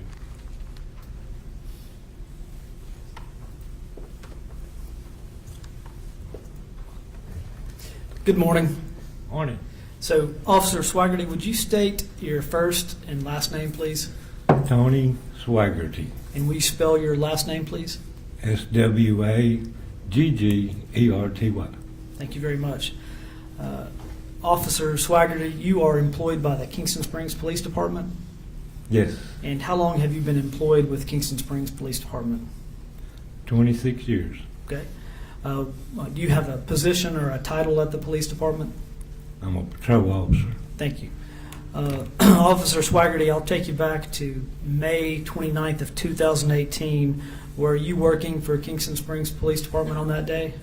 Yes, And did you respond to a call at the Midtown Inn and Suites? yes, And did you make contact with Erika Castro-Miles? yes. Okay. Do you remember why you were called and why you made contact with Erika Castro-Miles? Yeah, I responded on a domestic where she was aggravated assaulted. Okay. And do you remember, was the defendant, Miss Miles, was she staying in room 121 of the Midtown Inn and Suites? Yes. Do you know who was staying in that room with her? Stephen Wiggins. Thank you. Was Stephen Wiggins present when you arrived? No. Okay. Did you get a chance to actually go into the hotel room that was occupied by the defendant, Erika Castro-Miles? Yes. All right. Can you describe what you saw when you entered the hotel room? I've seen some marijuana, some needles, and other paraphernalia. Paraphernalia? Mhm. Okay. See anything else? Some ammo. Ammo? Yeah. Ammunition? Right. Okay. It's 45 caliber. 45 caliber ammunition? It was. Did you see a purse that belonged to the defendant, Erika Castro-Miles? Yes. And did you have the opportunity, with her permission, to look inside the purse? I did. And what did you find? There was some 45 ammunition in it also. 45 caliber ammunition? All right. Your Honor, may I approach the witness?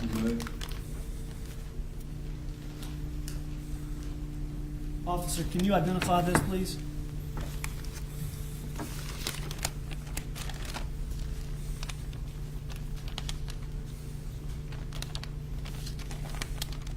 Yeah, Is that a sealed evidence bag? it is. And on some part of that bag is your name listed, T.C. Swaggerty? It's handwritten in black ink, I believe.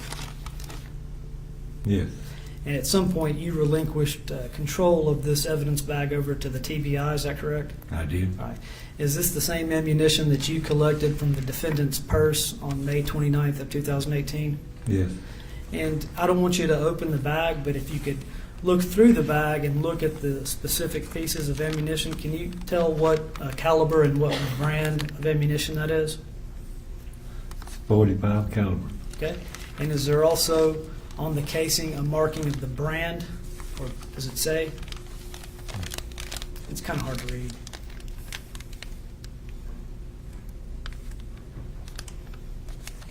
I'll let my glasses go. You need glasses? I do.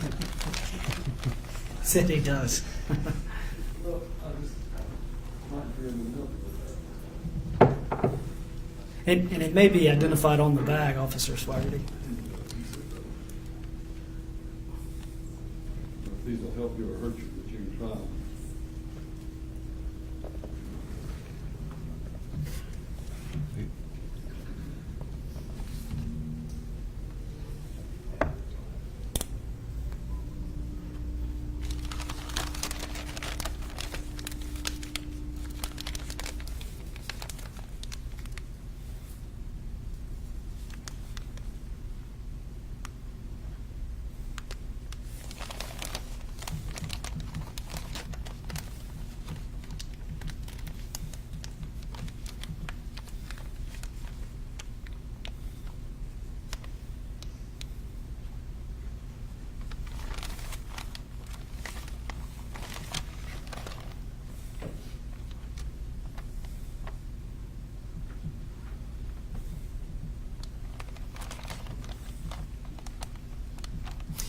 And Officer Swigert, if you can't read it, it's okay. We can.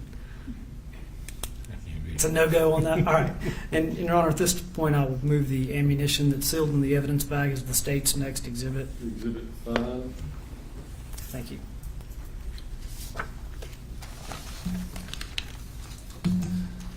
Officer Swigert, next I'd ask you to identify this photograph.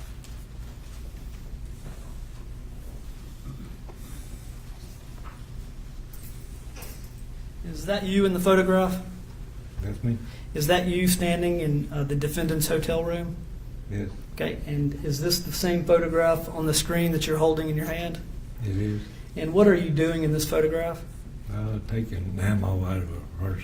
Okay, so this is a screen capture of someone's body cam, Right. and you're removing the ammunition from the defendant's purse? Yeah. And that's the same ammunition that we just moved as Exhibit 5? Yeah. And are you wearing some gloves at the time? Yes. All right, and I'll move that photograph as the next exhibit, please. Exhibit 6.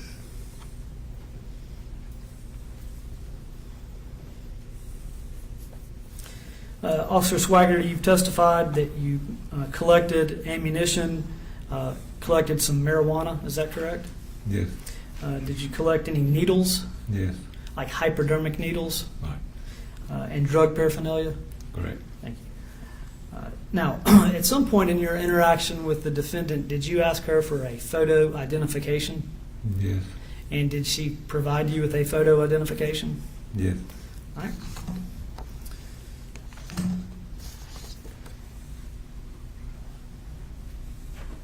Officer, can you identify this photograph?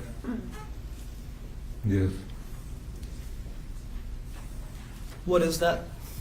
It's for ID also. Okay. You're actually holding the ID of the defendant in your hand. Correct. And in just a moment, I'm going to ask you to see if it's the same on the screen, but we're having a technical glitch.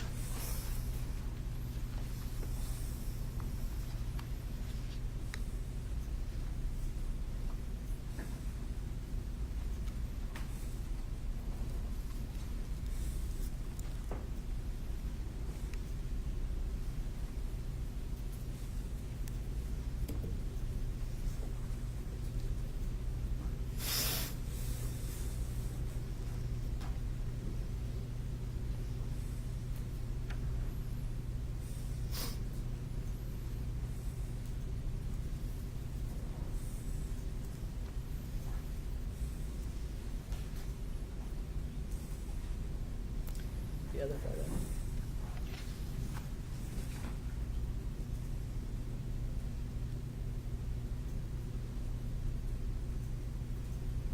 Okay, Officer Swaggerty, is the photograph in your hand the same photograph that we see on the screen?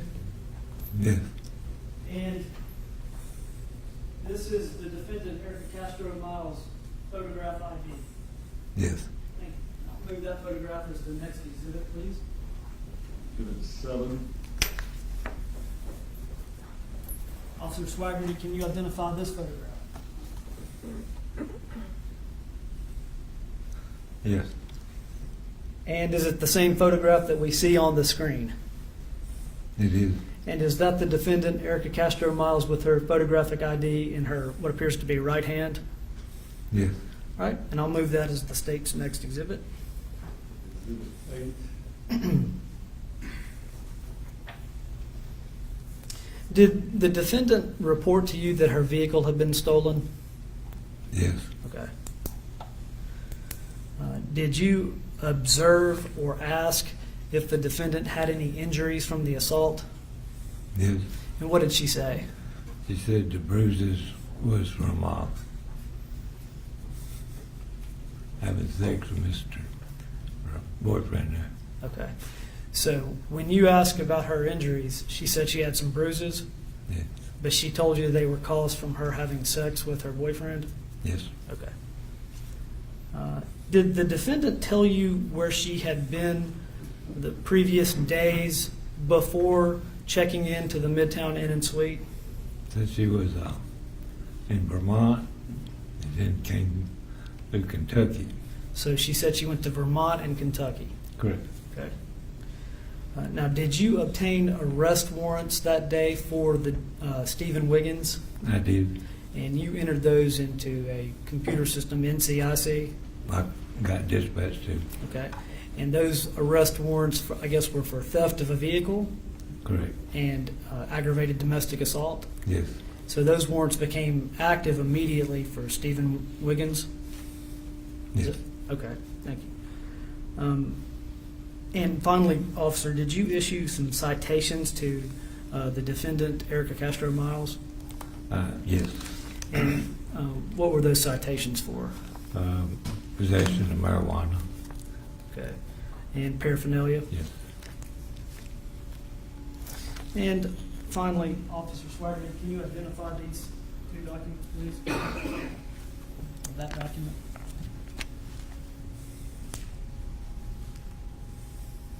It's the misdemeanor cite. And that's the citation for possession and paraphernalia that was issued to Erika Castro-Miles. Yes. I'll move that as the next exhibit. Exhibit 9. And I'll pass the witness. Finley.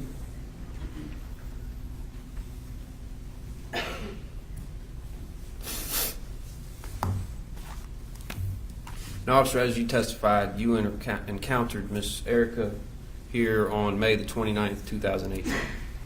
Yeah. Correct? Now, and then you took charges out against Mr. Stephen Wiggins for aggravated domestic assault and the theft of her vehicle. Yes. Okay. Now, those charges were never prosecuted to the best of your knowledge, were they? No. To the best of your knowledge, they've not been prosecuted. Is that correct? I can't hardly hear you. Beg your pardon? I can't hardly hear you. Okay. To the best of your knowledge, the charges you took out against Mr. Wiggins for the aggravated assault of Miss Erika, that was never prosecuted, was it? I don't think so. You never went to court to testify about it, did you? I don't think so. Okay. And same with the theft of her vehicle. That's never been prosecuted to the best of your knowledge. Okay. Now, you met Erika and she told you what was going on in the hotel room. She'd gotten beat up a bit, right? Yes. She mentioned getting choked with a phone cord. No. She mentioned a gun being held to her head. Yes. Okay. Now, she also mentioned she had to run out of the hotel room to get away from him completely naked. She told me that he kicked her out of the room completely naked. Okay, now this is all, you didn't have body cam running at the time, did you? No. You had another couple officers with body cam there. There's an Officer Mackin who had some body cam going. Yes. An Officer Gotru. Am I saying it right? Julio Gotru? Julio. How do you say his last name? Julio. Julio's his first name though, isn't it? I don't know. Oh, okay. Anyways. Call him Julio. All right. Well, do you remember when she told you that she had to run out the hotel room naked, you kind of made fun of her? Do it. You made fun of her. You mocked her a little bit. No. She told you she was getting dressed, she was going to go get drinks. And before she could do that, Mr. Wiggins stripped her naked.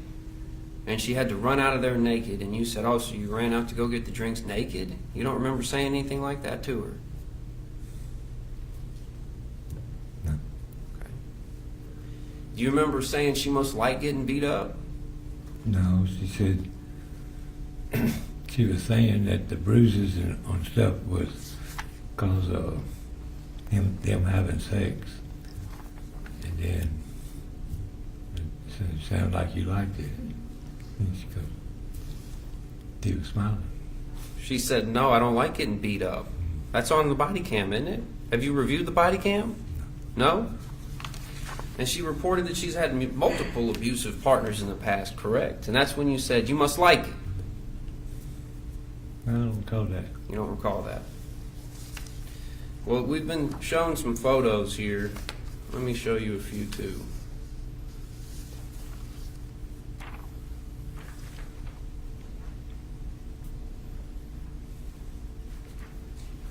If I may approach the witness. You may.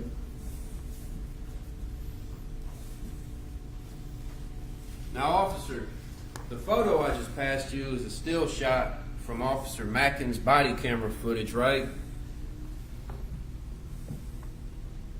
Yes. And is that an accurate depiction of what the hotel room looked like when you entered it? Yes. And there's blood on the pillow. Do you see the blood on the pillow? Yes. Okay. I would like to publish this, but I'm not really sure the most effective means of doing that in this courtroom, Your Honor.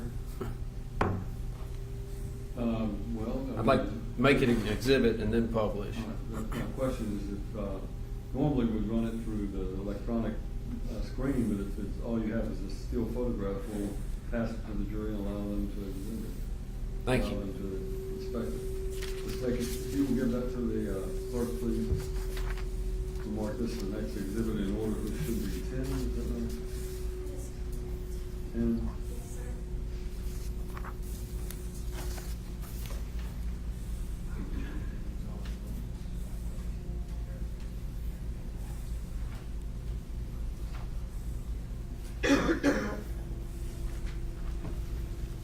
Now, since I'm going to have to do this the old-fashioned way, Judge, I have some more photos I'd like to try and... Let's do them all.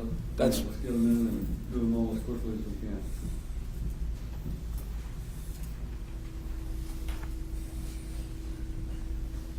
Now, likewise, officer, are those accurate depictions of what the scene looked like? There's two of a hotel room. It just show it's in disarray, correct?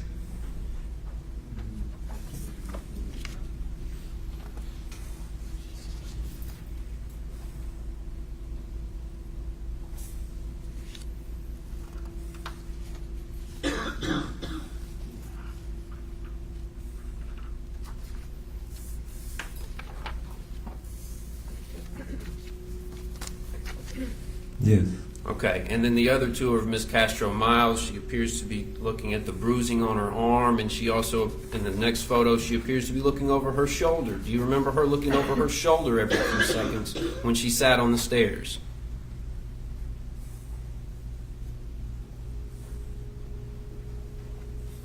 I don't know who she's looking for.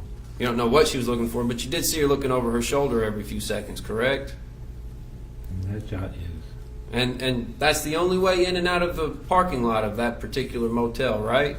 Correct. Okay.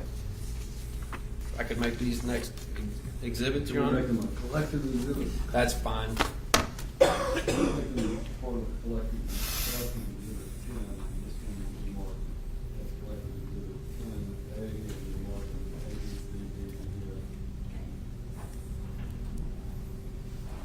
Once they're marked, we'll pass it to the jury. Do you have any other photographs? That's all I have photograph-wise. If you want to, while she's marking those, if you want to continue with your examination, then I'll have them demonstrated to the jury. Very well.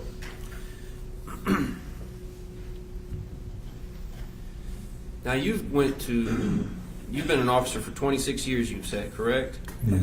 Okay. I assume you went to the Tennessee Law Enforcement Academy? Yes. And did you get trained on domestic violence while you were there? Yes. Okay. And you were trained that victims return to abusers frequently, right? I'm sorry. You were trained that domestic violence victims frequently return to their abusers, correct? Sometimes. Sometimes. And you've arrested folks for domestic assault. Yes. And it can get frustrating trying to prosecute those cases, can't it? No. Sometimes. Do you have difficulty prosecuting them because victims don't like to testify?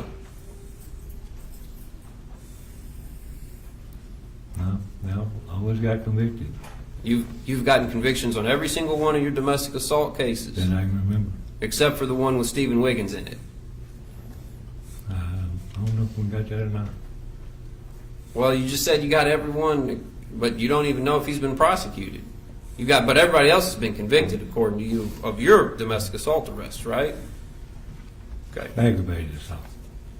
Okay. Well, it's aggravated domestic assault, right? Right. Okay. Now, you also saw hair that had been pulled out of her head when it was in the hotel room. Is that fair? Yes. Okay.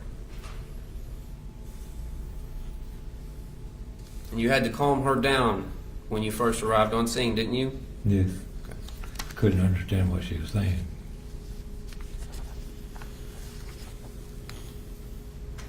And at the end of your interaction with her, you considered arresting her for driving on a suspended license? No. You don't remember that? No. 1 second.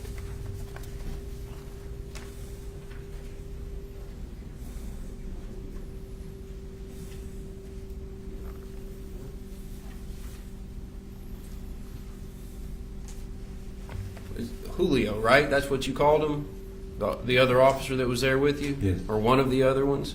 You don't remember going back around the back of the staircase and talking about, can we arrest her for driving on a suspended? Does that ring a bell to you? I did not arrest her. I know you didn't, but you talked about it, right? Well, we discussed it. What? We discussed it. You discussed it, so now you remember. Okay, so you remember talking about arresting her for driving on a suspended even though she'd been beaten, had her hair ripped out, and had a gun held to her head. I did not arrest her. You wanted to. Not really. Mr.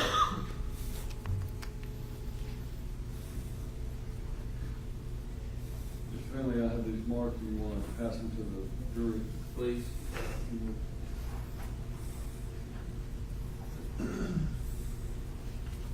Ladies and gentlemen, these photographs have been admitted into evidence and are being passed to you. If you'll just take a moment to look at them for your consideration and pass them on to the next.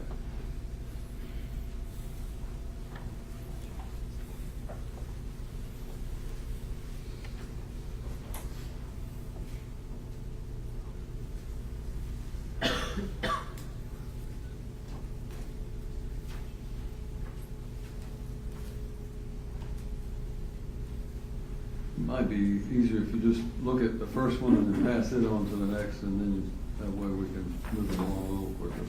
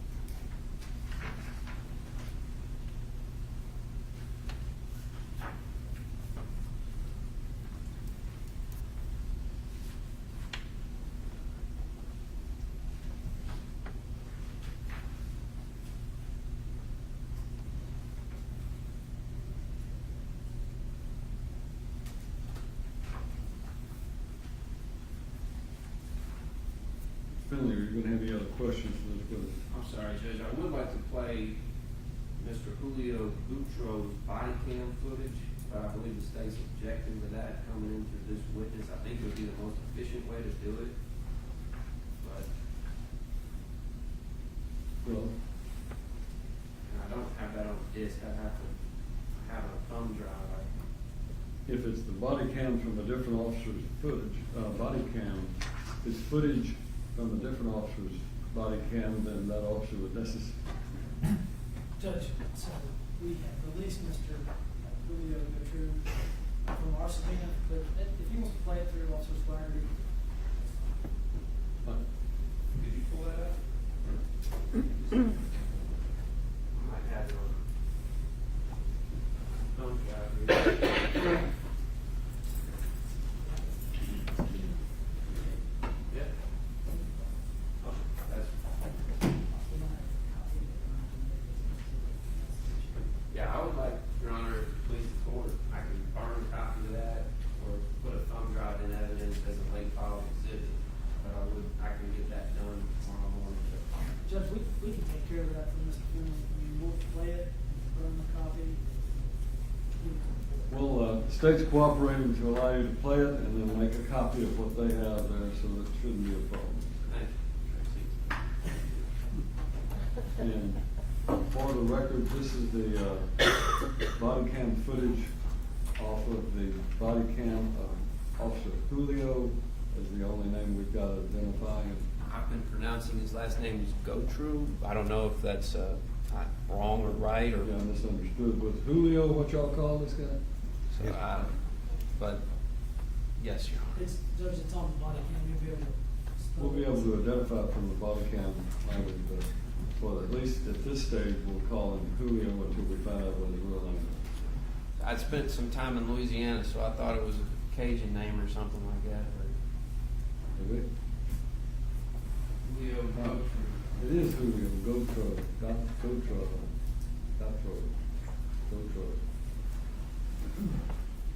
I don't take him anywhere with me. We're not together 24/7. He's got 4 other girlfriends around here. He was here, when he was there. Yeah. I met him down there. When I got off the interstate, I met him at the gas station down there. Yeah. Whatever's down there, I don't stop anywhere. I normally just keep going, but they were all calling me, screaming and yelling. I just didn't want to deal with it last night. I had enough on my plate with my daughter being sick, and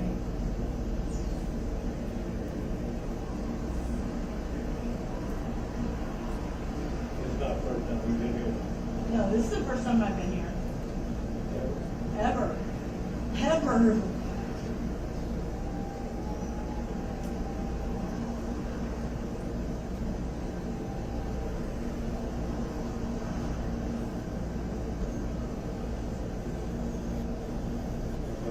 Somebody partying all night, or what time you get Whenever we were done fooling around. I wasn't looking at the clock because, well, I don't have a phone, so I'm not allowed to touch his phone. So I don't know what time we got done fooling around when I was getting ready to go get drinks and got stripped down to nothing to be degraded. Like a piece of dog shit. So, you went out of here naked and did something to drink? No, I saw the door was open for me to get out so I could leave because he was threatening to shoot me in the head. So I ran out to save my own damn life with no clothes on. I didn't care. You met him yesterday? Down at Pigros. I met him months ago up in Dixon. How did that one get in your purse? Probably because he put it there. Because he likes to put his shit in everybody else's stuff.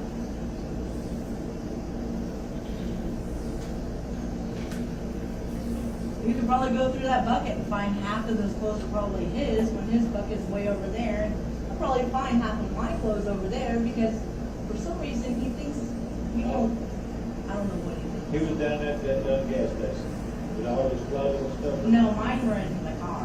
His were in the car because I towed him around because he doesn't have anywhere to live. So he stores his clothes in my car. Did you just met him down there yesterday? Down at Payros, yes, but I live in Dixon and so does he. Don't make no sense. No, it don't. It don't make sense. We both live in Dixon. He lives on Yellow Creek. I live on Singleton. He doesn't live at home. He totes his box around. You're coming back from work? Vermont and Radcliffe, And Kentucky. he knew that you were going to stop at this Because I stopped and used the gas station phone to call him and tell him where to meet me. He wasn't there with you. He was at Payros gas station down the road waiting for me sitting on the curb. With all his clothes. No, his clothes were in the back seat of my car because I towed him around for him. Because I'm an idiot. They want to throw all this shit away. Because I'm too nice of a damn person. Yeah. 3 ex-husbands that used to do the same goddamn shit to me, and I'm doing it again. No, I don't like it. Actually, no, I don't. I've tried to kill myself because I don't like it.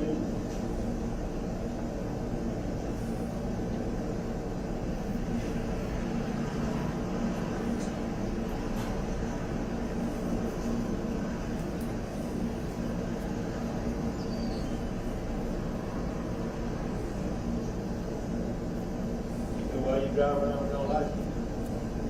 I don't drive. drive. He does. My partner sits at my knee. I drove to Vermont because my daughter's having heart surgery and dying. I'm not going to sit down there and not drive down there to see my kid. You was by yourself. Yeah, I was by myself because I wanted to see my daughter who's in the hospital dying. So I would rather drive with no license to see my dying kid before she does pass away, and at least see her one time before she's dead.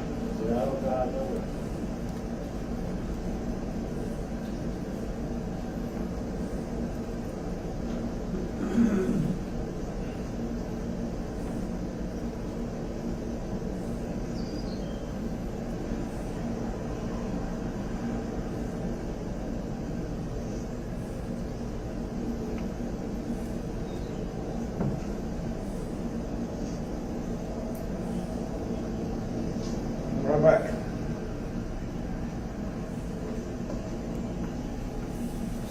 What would you do? Take her to jail?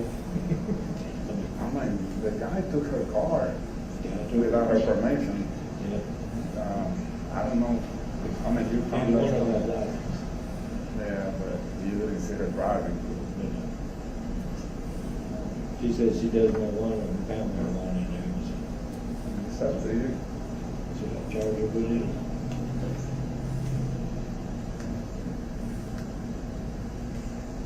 It's up to you.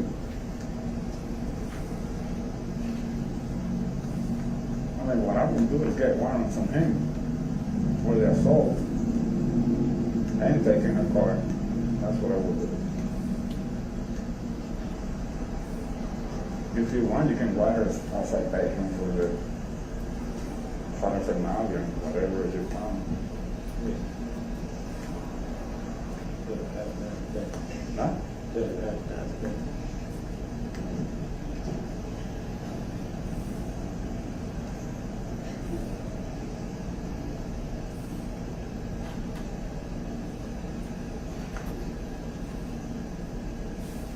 Everything goes to that page like Where? I do not. Oh, well, one of them, yes, but I don't know if their RMS is working. But the one of them, yeah, you can get it. At 8 o'clock, yeah.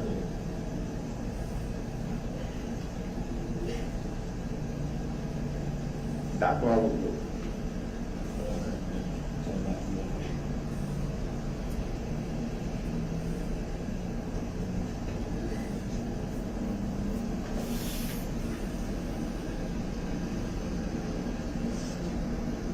what I'm gonna do.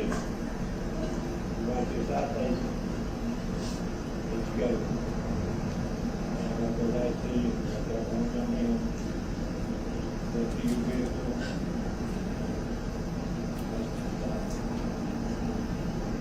He took the car without your permission, right? Is he allowed to drive your car?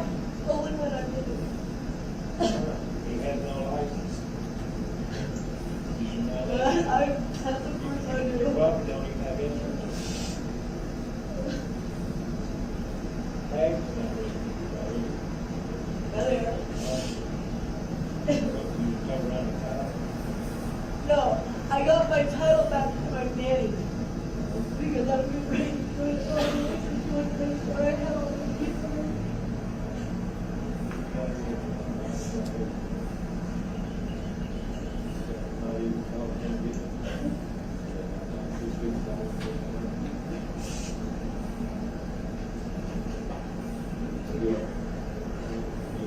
You good?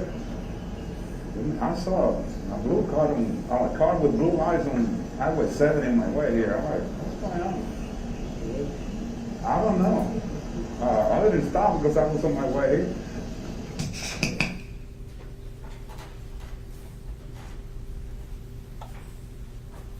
Is that how you treat all your domestic assault victims?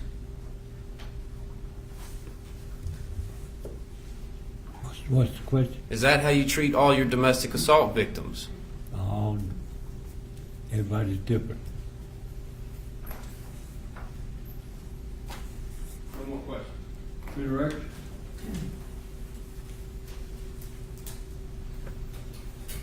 Officer Swaggerty, the domestic assault and theft charges against Stephen Wiggins are still open and pending. Is that correct? Yes. So they haven't been dismissed. Right.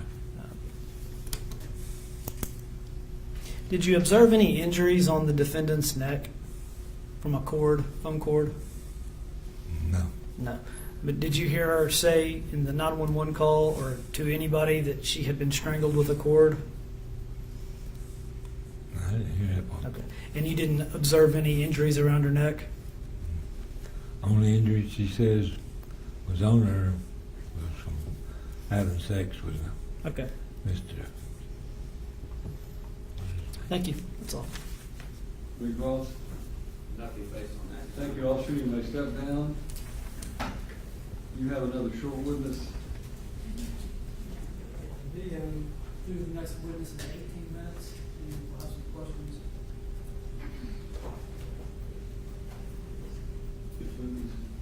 Well, jury's lunch is here, so we'll go ahead and take a little early lunch and let them go ahead while the food's still hot. So, let's reconvene at 1 o'clock. We'll be in recess for lunch until 1 o'clock. All rise. This court is in recess.